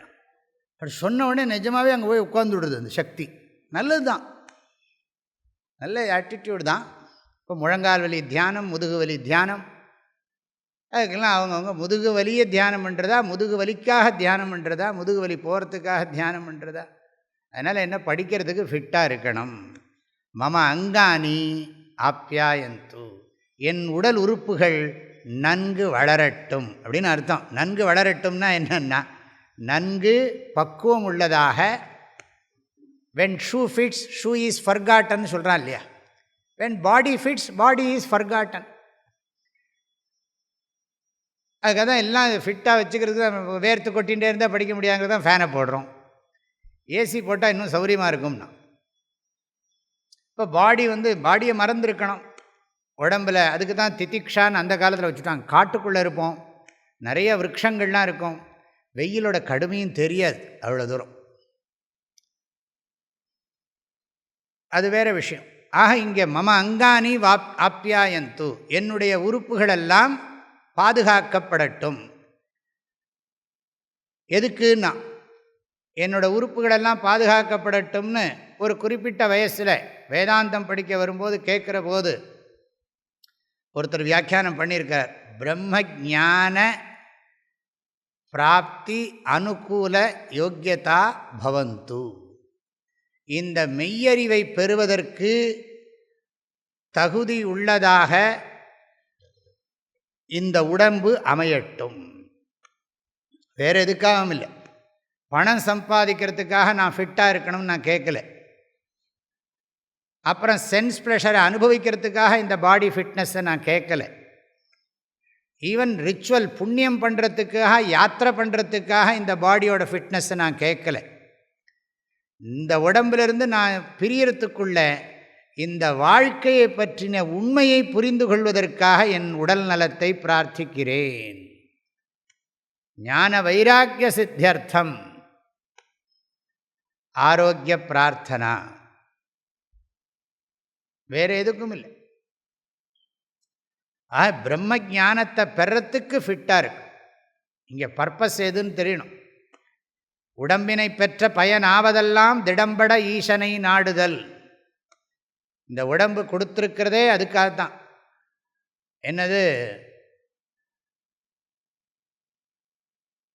நிறைய பாடல் இருக்கே, திருமந்திரத்தில் இருக்கு. உடம்பினை முன்னம் இழுக்கென்றிருந்தேன். ஒரு லெவலில் கோபம் வருது. உடம்பினுக்குள்ளே ஒரு பொருள் கண்டேன். இந்த உடம்புக்குள்ளே ஒரு உயர்ந்த பொருள் இருக்குன்னு தெரிஞ்சுனுட்டேன். உடம்பினுக்குள்ளே ஒரு பொருள் கண்டேன், உடம்பின் உள்ளே உத்தமன் கோயில் கொண்டான் என்று. இதுக்குள்ளே பகவான் இருக்கார். பரிபூர்ணமான ஆனந்தமான மூர்த்தி. தேகோ தேவாலய புரோக்தா ஜீவஹா தேவஹா சனாதனஹா தேவஹா. ஜீவோ தேவ சனாதனஹ. ஆராதயாமி மணிசன்னிபம் ஆத்மலிங்கம் மாயாபுரி ஹிருதய பங்கஜ சந்நிவிஷ்டம். அழகான மந்திரங்கள்லாம் மானச பூஜையில் சொல்லப்பட்டிருக்கு. உடம்பினுக்குள்ளே உத்தமன் கோயில் கொண்டான் என்று உடம்பினை யானிருந்து ஓம்புகின்றேனே. அந்த பகவானை நல்லா புரிஞ்சுக்கிறதுக்காக வேண்டி இந்த சரீரத்தை நான் காப்பாற்றுறேங்கிறார். தர்மார்த்த காம மோக்ஷானாம் ஆரோக்கியம் மூலம் உத்தமம். பணம் சம்பாதிக்கிறதுக்கு, உலக சுகம் அனுபவிக்கிறதுக்கு, புண்ணியம் பண்ணுறதுக்கு, வேதாந்தம் படிக்கிறதுக்கு, சமாதி அபியாசம் பண்ணுறதுக்கு, எல்லாத்துக்கும் ஆரோக்கியம் முக்கியம்னு ஆயுர்வேதம் சொல்லுகிறது. தர்மார்த்த காம மோக்ஷானாம் ஆரோக்கியம் மூலம் உத்தமம். எல்லாத்துக்கும் உத்தமமானது, காரணமானது ஆரோக்கியம். நோய் என்ன பண்ணும்னா ரோகாக தஸ்ய அபஹர்த்தாரஹா. நோய் வந்ததுன்னா பணம் சம்பாதிக்க முடியாது, சுகம் அனுபவிக்க முடியாது, புண்ணியம் பண்ண முடியாது, வேதாந்தம் படிக்க முடியாது. அது மாத்திரமில்லை, வாழ்க்கையவே நடத்துகிறதே பெரிய நரகமாயிடும். டே டு டே லைஃப்பை ரன் பண்ணுறதே பெரிய கஷ்டமான விஷயம். இந்த உடம்பில் இருந்துட்டு வாழணுவான்லாம் கேள்வி வந்துடும். அப்படி என்னத்த பிரயோஜனம் இருக்குதுன்னு கோபமெல்லாம் வரும்.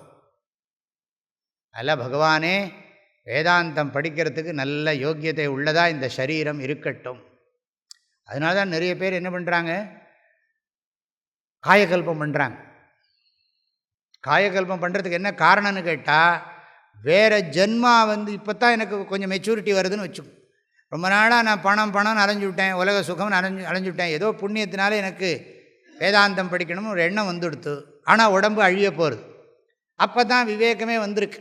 நித்யானித்ய வஸ்து விவேகம் இஹாமுத்தார்த்த பலபோக விராகம். அப்போ தான் எனக்கு விவேகமே வருது.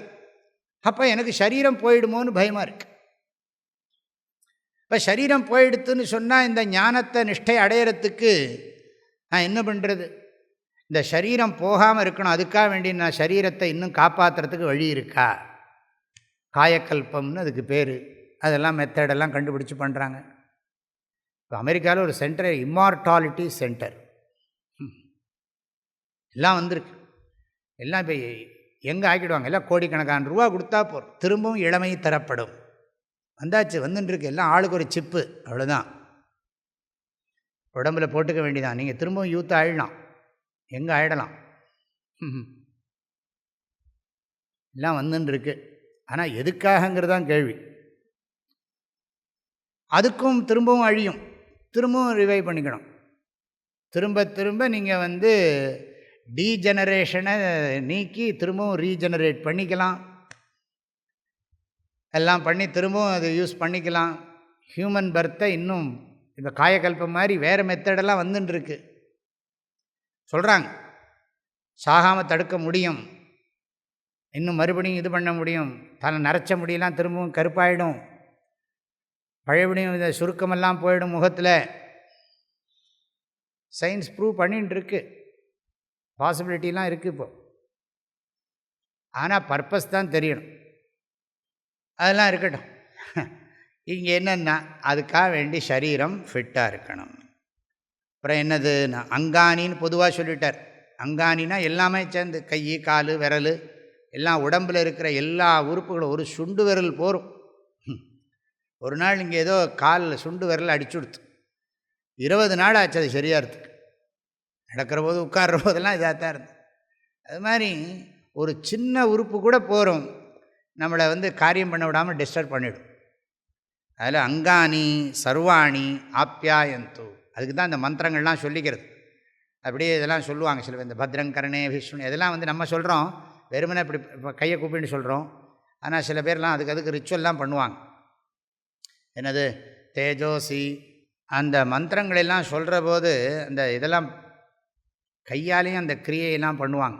பத்ரங்கரணே விஷ்ணுயாம தேவாக பத்ரம் பஷ்யேமாக்ஷபிரஜத்திலாம் பண்ணுறவங்களெல்லாம் பார்த்துருக்கேன். அந்த சொல்கிற போதே அதை கையை அது பண்ணுவாங்க. பத்ரங்கரணே விஷ்ணுயா. அது இன்னொன்று சொல்லுவான், தேவையில்லாதெல்லாம் போகட்டும்பான். இப்படி சுற்றுவான் 3 தடவை, இப்படி 3 தடவை சுற்றுவான். அனாவசியமானதெல்லாம் காதில் விழ வேண்டாம், அவசியமானதெல்லாம் காதில் விழட்டும். இப்படி சுற்றினா நல்லதெல்லாம் விழட்டும்னு அர்த்தம், கெட்டதெல்லாம் காதில் விழ வேண்டாம்னு அர்த்தம். அப்படிக்கெல்லாம் இருக்குது. அப்புறம் இப்படி முகத்தை சுற்றி இது பண்ணுறது, பாடியை ப்ரொடெக்ட் பண்ணுறது, இந்த கவச்சமெல்லாம் பண்ணுறோம், நியாசமெல்லாம் பண்ணுறோமே, பூர்புவஸ்வரோமிதி திக் பந்தா அப்படின்னா எதுவும் நம்மளை அணுகாது. அப்புறம் தியானம் பண்ணுறோம். இந்த கையெல்லாம் பண்ணுறோம் இல்லையா, அங்குஷ்டாபியான் நமஹ, தர்ஜனீபியான் நமஹ, மத்தியமாபியான் நமஹ, இதெல்லாம் பண்ணுற போது ஆப்யாயந்து மமாங்கானி, அதெல்லாம் அந்த பாவனையில் தான் பண்ணுறோம். இப்போ இந்த சரீரம் பகவானை நினைக்கிறதுக்கு யோக்கியதை உள்ளதாக ஆகணும், வேறு எதுக்கும் யோக்கியதை உள்ளதாக ஆகணும்னு இப்போ நான் கேட்கலை. அதெல்லாம் ஆட்டோமேட்டிக்காக நடக்கும். மூலம் இருந்தால் மற்றதெல்லாம் தானே ஆகணும்.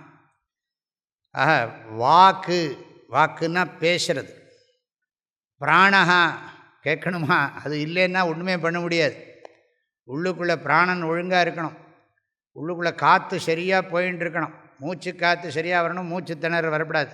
அடிக்கடி பண்ணிகிட்டே இருக்காங்க பாருங்கள், சில அப்படி பண்ணிகிட்டே இருப்பாங்க, ஏதாவது கணச்சின்னு இருப்போம், இல்லாட்டி இது பண்ணிகிட்டே இருப்போம். அது ஒரு டைப் ஆஃப் டிஸ்டர்பன்ஸ் தானே. அப்படி இல்லாமல் பிராணன் நல்லா இருக்கணும். வாக்குங்கிறது கர்மேந்திரியங்கள் எல்லாம், பேசுகிற சக்தி, கை கால் அசைக்க, புஸ்தகத்தை எடுன்னா, புஸ்தகத்தை திருப்புன்னா அதுக்கு ஒரு சக்தி வேண்டியிருக்கேன். ஆக வாக்கு, பிராணஹா உள்ளுக்குள்ளே பிராணன், சக்ஷு கண்ணு, புஸ்தகத்தை பார்த்து படிக்கணுமே, சக்ஷு, ஸ்ரோத்திரம். சில பேர் ஸ்பீக்கருக்கு பக்கத்தில் அங்கே தான் ஆம்ப்ளிஃபையர், அங்கே தான் ஸ்பீக்கர்கிட்ட போய் உட்காரணும், இல்லாட்டி கேட்காது. ரொம்ப மெதுவாக பேசுகிறாரேம்பாங்க நம்மளை அவர் காது சரியில்லைன்னு தெரியாது. இல்லை ஸ்ரோத்திரம், காது சரியாக இருக்கணும்.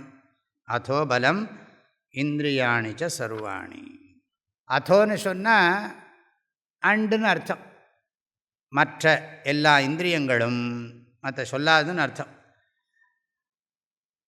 பலம் இந்திரியாணி அதோ பலம் பவந்து ஆப்யாயந்துன்னு அர்த்தம். அதாவது இதுக்கு பலம் இருக்கட்டும்னு அர்த்தம். அது ஆரோக்கியமாகவும் இருக்கணும், பலத்தோடு இருக்கணும். ஆகாரத்திலே சொல்கிறது உண்டு, ஒரு வேளை சாப்பிட்டா ஆரோக்கியம், 2 வேளை சாப்பிட்டா பலம் வாங்க, 3ஆவது வேளை சாப்பிட்டா நோய் வந்துடும்பாங்க.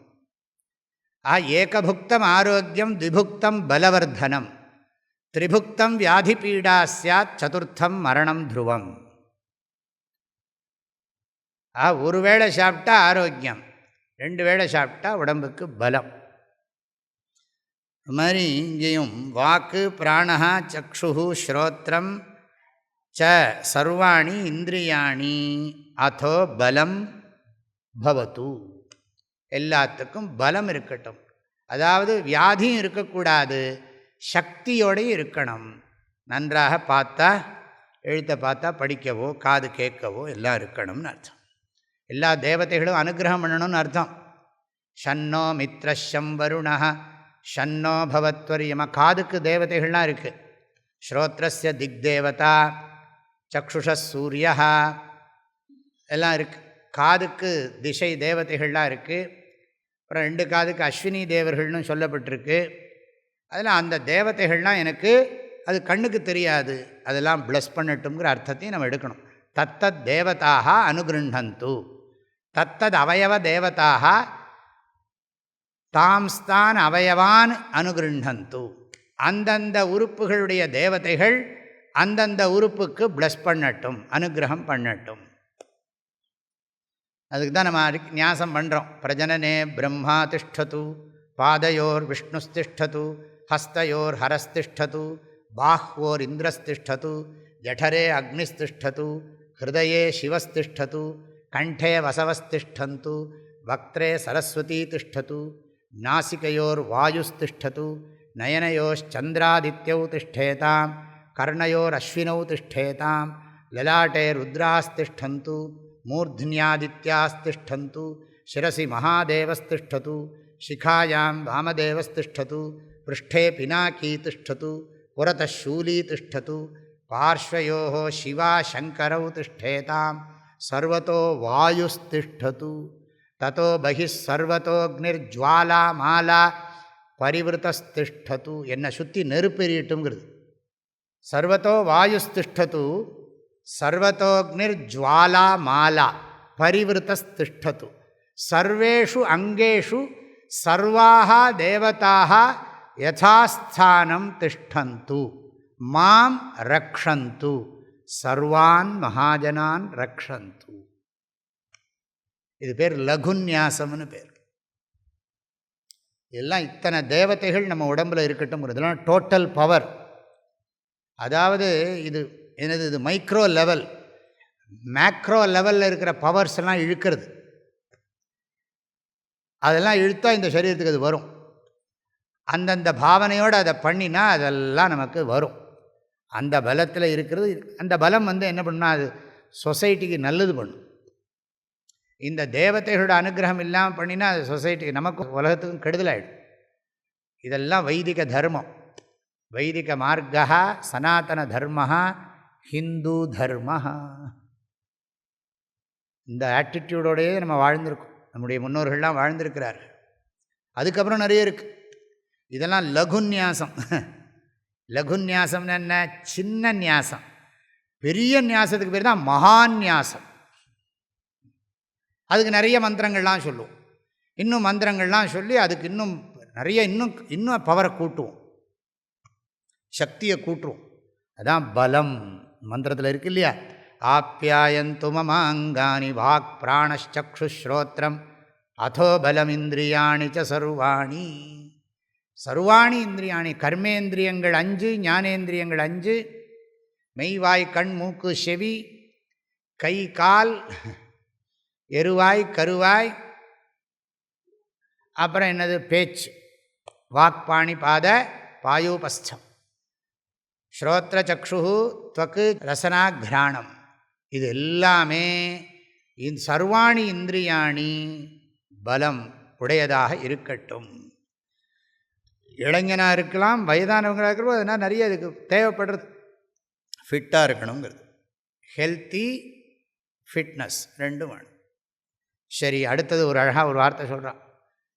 இப்போ இது முதல்ல என் உடம்பு நல்லா இருக்கட்டும், என்னோடய சென்ஸ் ஆர்கன்ஸ் எல்லாம் நல்லா இருக்கட்டும், ஒர்க் பண்ணட்டும். இந்த ப்ரேயர் பண்ணியாச்சு. அடுத்தது ஒன்று சொல்லுகிறான், சர்வம் பிரம்ம ஔபனிஷதம். இது ஒரு ஸ்டேட்மெண்ட். இந்த உபநிஷத்து கொஞ்சம் வித்தியாசமாக இருக்குது சிலதெல்லாம். முதல்ல பிரார்த்தனை பண்ணியாச்சு. இப்போ ஒரு இது சிஷ்யனே சொல்கிறான் குருக்கிட்ட, இல்லாட்டி பகவான்கிட்ட சொல்கிற மாதிரி இருக்கு.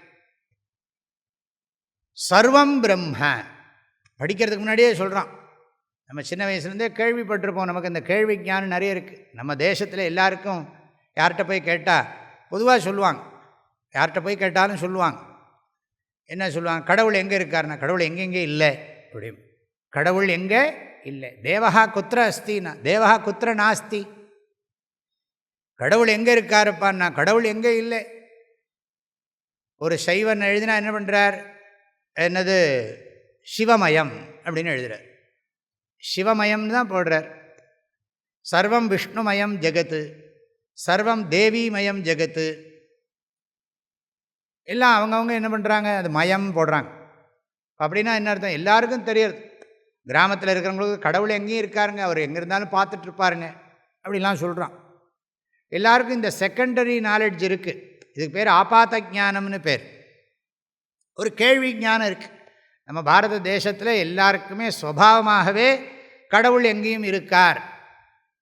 ஆனாலும் நம்ம கோவிலில் கும்பிடுறோம். அதுக்கெல்லாம் உதாரணம், ரேடியோ பெட்டியை உதாரணம் சொல்கிறது, பசுமாட்டில் பால் கறக்கிற இடத்த சொல்கிறது. பசுமாடு உடம்பு முழுக்க பால் இருந்தாலும் அதில் தான் வருது. எங்கேயும் கடவுள் நீக்கம் இருந்தாலும் கோவிலில் தான் அவரை அதிகமாக இன்வோக் பண்ணுறோம். ஆனால் பகவான் சர்வ வியாபி அப்படிங்கிறது எல்லாருக்கும் தெரிஞ்சுது. அங்கிங்கெனாதபடி எங்கும் பிரகாசமாய் ஆனந்த பூர்த்தியாகி. அதில் சர்வம் பிரம்ம அப்படிங்கிறது ஒரு கேள்வி ஞானத்தினாலே சொல்கிறான். எல்லாமே பிரம்மந்தான் சுவாமி, இறைவன் வேறு உலகம் வேறு அல்ல, நாம் வேறு இறைவன் வேறு உலகம் வேறு அல்ல, எல்லாமே இறைவன் தான். பகவானே கீதையில் சொல்கிறார் 10வது அத்தியாயத்தில், முதல் விபூதி என்னன்னா, எல்லா உடலிலும் இருக்கும் ஆத்மா நானேங்கிறார். ஹந்ததே கதயிஷ்யாமி திவ்யாஹ்யாத்ம விபூதயः பிராதான்யதः குரு ஸ்ரேஷ்ட நாஸ்தியந்தோ விஸ்தரஸ்ய மே. நான் விபூதியை சொல்கிறேன்னு ஆரம்பிச்சுட்டு பகவான் முதல்ல சொல்கிறார், அகமாத்மா குடாகேஷ சர்வபூதாசயஸ்திதா. நான் அனைத்து உடல்களிலும் ஆத்மாவாக இருக்கிறேன். ஆக சர்வம் பிரம்ம. இது ஏதோ கேள்விப்பட்டிருக்கான், அதனால் சொல்கிறான். பொதுவாக இந்த அந்த காலத்தில் எஜுகேஷன் சிஸ்டம் அப்படி. இன்றைக்கி தான் எல்லாம் நிறைய விளக்கி சொல்ல வேண்டியிருக்கு. ஏன்னா நம்ம சிஸ்டத்துலேயே எல்லாருக்கும் சின்ன வயசுலேயே இதெல்லாம் கற்றுக் கொடுத்துருவாங்க. தமிழ் நூல்களெல்லாம் இருக்கட்டும், சம்ஸ்கிருதமாக இருக்கட்டும், எல்லாரும் அது நம்முடைய சாஸ்திரத்தை சிறு வயதிலே படிச்சுடுவாங்க. இன்றைக்கி தான் எல்லாமே புதுசாக சொல்லித்தர வேண்டியிருக்கு. ஆச்சமனம் எப்படி பண்ணணும்னு கேட்குறான். என்ன எப்படி உட்காரணும்னு சொல்லி கொடுக்க வேண்டியிருக்கு. அதுக்கு எல்லாம் வீட்டில் அப்பா பண்ணுறதை பார்த்து தாத்தா பெரியப்பா சித்தப்பா எல்லோரும் பண்ணுறதை பார்த்தே பண்ணினவங்க நம்மளாம். நமக்கு ஒன்றும் யாரும் டீச் பண்ணதில்லை. உட்கார்றது எப்படி உட்காரணும், எப்படி குத்த வச்சு உட்காரணும், எப்படி ஆச்சமனம் பண்ணணும், எவ்வளவு ஜலம் விட்டுக்கணும், இப்போ எல்லாத்துக்கும் இப்படி பண்ணணும். டேக் ஏ ஸ்பூன், அது இங்கிலீஷில் சொல்லணும். அது லிட்டில் வாட்டர் என்ன, அதெல்லாம் எக்ஸ்பிளைன் பண்ணோம் அவனுக்கு. அப்புறம் take left hand and put it in right hand, say ஓம் அச்சுதாய நமஹ, ஓம் அச்சுதாய நமஹ.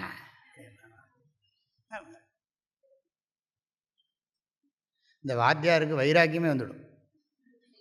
எல்லாம் ஒன்று ஒன்றா சொல்ல வேண்டும். இந்த கையில் எடு, இந்த கீழே எடு, இது இப்படி விடு, அவ்வளோ தூரம். ஆச்சமனத்தோட கதி அப்படி ஆகிடுது. Nice nice ritual, excellent ritual அப்படிங்கிறான். அப்படி அப்படின்னு நமக்கு ஆச்சமனம் சர்வசாதாரணம். அவங்க சி பியூட்டிஃபுல் அப்படி அது சொன்னோன்னே இவருக்கு பரமானந்தம். ரொம்ப ரசிக்கிறான். தெரியுமோ இல்லையா, ஆச்சமனத்தை இப்படி ரசிக்கிறான்னா. எங்கேயோ இருக்குது நம்ம சாஸ்திரங்கள்லாம். அவ்வளோ தூரத்துக்கு ஆகிடுது. நம்ம இது மியூசியத்துக்கு போகலை இன்னும் கொஞ்சம். பரவாயில்ல, இருந்தாலும் சொல்கிறத சொல்கிறேன். அதாவது அவ்வளோ தூரத்துக்கு இது பழகின விஷயம். இருந்தாலும் முறையாக படிக்கணுங்கிறதுக்காக இந்த பிரஷ்னோபனிஷத்தில் இப்படி தான் இருக்கும். அந்த பிரம்மச்சாரிகள்லாம், இந்த மாணவர்களெல்லாம், ரிஷிகுமாரர்கள் சகுண பிரம்ம நிஷ்டாக, நிர்குண பிரம்ம ஞானத்துக்காக வேண்டி பிப்பலாத மகரிஷிட்ட வருகிறார்கள். Well qualified students. ஆனால் அப்படிப்பட்டவங்களுக்கும் டைம் கொடுக்குறார் அவர். 1 வருஷம் நீ இருங்கிறார் அவர். எதுக்கு சொல்கிறேன், சர்வம் பிரம்ம. பாடம் இப்போ படித்து பார்த்தா நமக்கு உபனிஷத்து இப்போவே முடிஞ்சு போயிடுதுன்னு தோணும். ஆனால் அவன் என்ன சொல்கிறான், சர்வம் பிரம்ம ஔபனிஷதம் பிரம்ம. இந்த ஔபனிஷதம்ங்கிறது உபனிஷத் பிரமாணகம்யம் பிரம்ம சர்வம். உபனிஷத்துங்கிற பிரமாணத்தினால தெரிஞ்சிக்கக்கூடிய பிரம்மந்தான் இது எல்லாமே. எல்லாம் பிரம்மமயம், சர்வம் பிரம்மமயம், ரே சர்வம் பிரம்மமயம். சதாசிவ பிரம்மேந்திராவோட பாட்டு இருக்குது. ஔபனிஷதம் பிரம்மங்கிறான். இந்த பிரம்மனை தெரிஞ்சுக்கிறதுக்கு எது சோர்ஸுன்னா உபனிஷத்தினால தான் படித்து தெரிஞ்சுக்க முடியும். உபனிஷதேக கம்யம், உபனிஷத்தினால் மட்டுமே தெரிஞ்சிக்கக்கூடியது. அதுக்குன்னு இருக்கிற சாஸ்திர புஸ்தகம், அது மூலமாக தான் தெரிஞ்சிக்க முடியும். ஏன்னா பிருகதாரண்யகோபனிஷத்தில் 3வது அத்தியாயம் நினைக்கிறேன், சாக்கல்யம் இது ஒன்று வரும், சாக்கல்ய பிராமணம். அங்கே ஒரு மந்திரம் வருது. அந்த மந்திரம் என்ன சொல்லுகிறதுனா, தம் து ஔபனிஷதம் புருஷம் பிருச்சாமி அப்படின்னு சிஷ்யன் கேட்பான். தம் து ஔபனிஷதம் புருஷம் பிருச்சாமி, அந்த உபனிஷத்தில் சொல்லப்பட்டிருக்கிற புருஷனை நான் அறிய விரும்புகிறேன், கேட்கிறேன், எனக்கு உபதேசம் பண்ணுங்கள் அப்படின்னு சிஷ்யன் கேட்பான். உபனிஷத்தில் சொல்லி இருக்கிற வஸ்துவை சொல்லிக் கொடுங்க. இந்த உபனிஷத்துங்கிற சப்தத்துக்கு 2 அர்த்தம் இருக்குது. நான் உபனிஷத்தை ரொம்ப விஸ்தாரமாக விளக்கலை. உபனிஷத்துன்னு சொன்னாலே உப அப்படின்னா அதுக்கு ஒரு அர்த்தம் இருக்குது, நீ அதுக்கு ஒரு அர்த்தம் இருக்குது, ஷத்துங்கிறதுக்கு ஒரு அர்த்தம் இருக்குது. உபன்னு சொன்னால் பக்கத்தில்னு அர்த்தம், நீன்னு சொன்னால் நிச்சய ஞானம்னு அர்த்தம், ஷத்துன்னு சொன்னால் சம்சார நாசம்னு அர்த்தம், அழிக்கிறதுன்னு அர்த்தம். அதுக்கு நிறைய அர்த்தங்கள்லாம் இருக்குது. நான் இந்த இடத்துல அதை பற்றி சொல்லலை.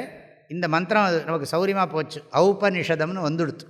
உபனிஷதி பவம் ஔபனிஷதம், உபனிஷத்தில் உபதேசிக்கப்பட்டிருக்கிற பிரம்மம். உபன்னு சொன்னால் குருவுக்கு பக்கத்தில் போய் இருக்கிறது, அவர்கிட்ட நம்ம படிக்கிறது, ஆத்ம தத்துவத்தை பிரம்ம தத்துவத்தை படிக்கிறது. அதனால் நமக்கு கிடைக்கிறது என்ன? கன்விக்ஷன், நிச்சய ஞானம். அதனால் என்ன ஆகிறதுனா இந்த சம்சாரம் அழிஞ்சு போய்டும். நமக்கு மனசுக்குள்ளே இருக்கிற சைக்கலாஜிக்கல் ப்ராப்ளம் எல்லாம் போயிடும். அதுக்கெலாம் நம்ம ரொம்ப ரியாலிட்டி கொடுத்து வச்சுன்னு இருக்கோம், ரொம்ப சத்தியத்துவம் கொடுத்து வச்சு கொண்டிருக்கிறோம். நம்முடைய வாழ்க்கை ரொம்ப பரமசத்தியம்னு நம்பின்னு இருக்கோம். அதெல்லாம் போயிடும். அது மூலமே என்னது, என்ன வேறு காரணத்தை அழிச்சுட்டா காரியம் அழிஞ்சு போயிடும். நம்முடைய அஜ்ஞானத்தை நீக்கி விடுறார் குருநாதர். அதனால் நமக்கு அஜ்ஞானத்தினுடைய விளைவாகிய துன்பங்கள் போய்விடுகின்றன, சம்சார நாசம் ஏற்படுகிறது. அது ஆதிசங்கரன் அழகாக சொல்கிறார் விவேக சூடாமணியில். ஸ்ருதி பிரமாணைக மதே ஸ்வதர்ம நிஷ்டா தயைவ ஆத்ம விசுத்திரஸ்ய விசுத்த புத்தே பரமாத்ம வேதனம் தேனைவ சம்சார சமூல நாசா.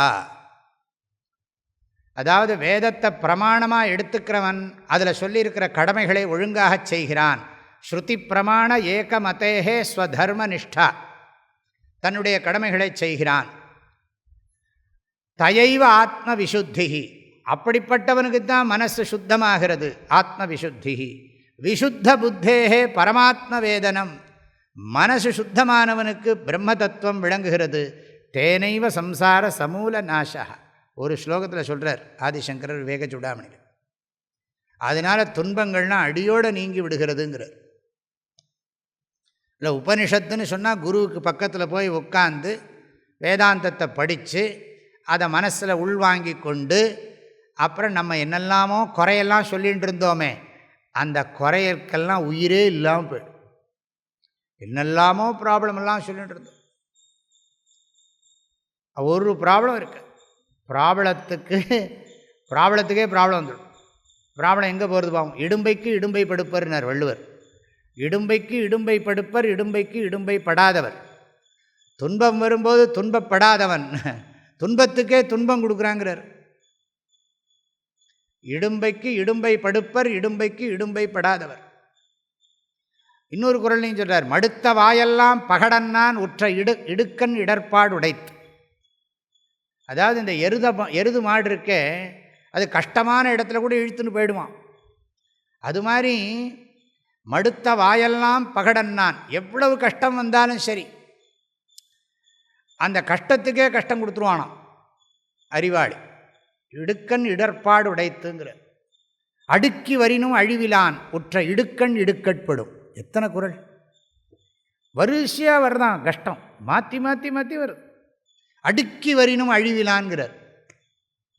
இந்த திருக்குறளுக்கெல்லாம் என்ன சொல்கிறது? இந்த திருக்குறளெல்லாம் எப்படி பூஜை பண்ணுறது? அடுக்கி வரினும் அழிவிலான், வரிசையாக ஒன்றொன்னா வருது ப்ராப்ளம்னா. ஆனால் இவன் கலங்கிறதே இல்லை. உற்ற இடுக்கண் இடுக்கட்படும், கஷ்டமே கஷ்டப்படுங்கிறார். அதனால் என்னென்னா சம்சாரம் போயிடுறது.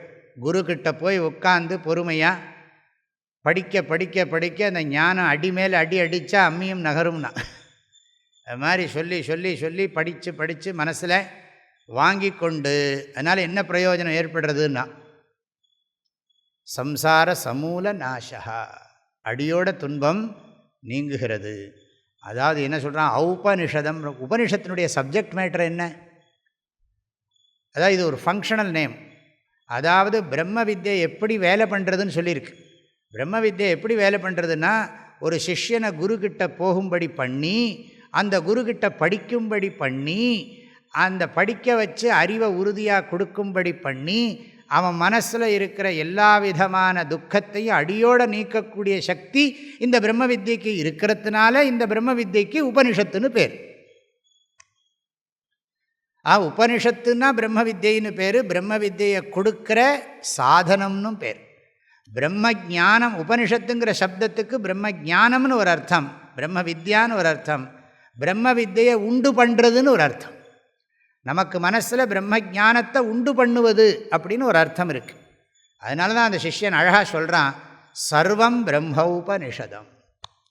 ஹே குருநாதா, எல்லாமே இந்த உபனிஷத்தில் சொல்லியிருக்கிற பிரம்மந்தானே அப்படிங்கிறான். அதான் உனக்கு தெரியுமே, எது கிளாஸுக்கு வந்தேன்னு கேட்கக்கூடாது. அதை இன்னும் கிளியராக தெரிஞ்சுக்கிறதுக்காக வந்திருக்கேன், இன்னும் நீங்கள் தெளிவாக சொல்லிக் கொடுங்கோ அப்படிங்கிறதான் இங்கே பிரார்த்தனை.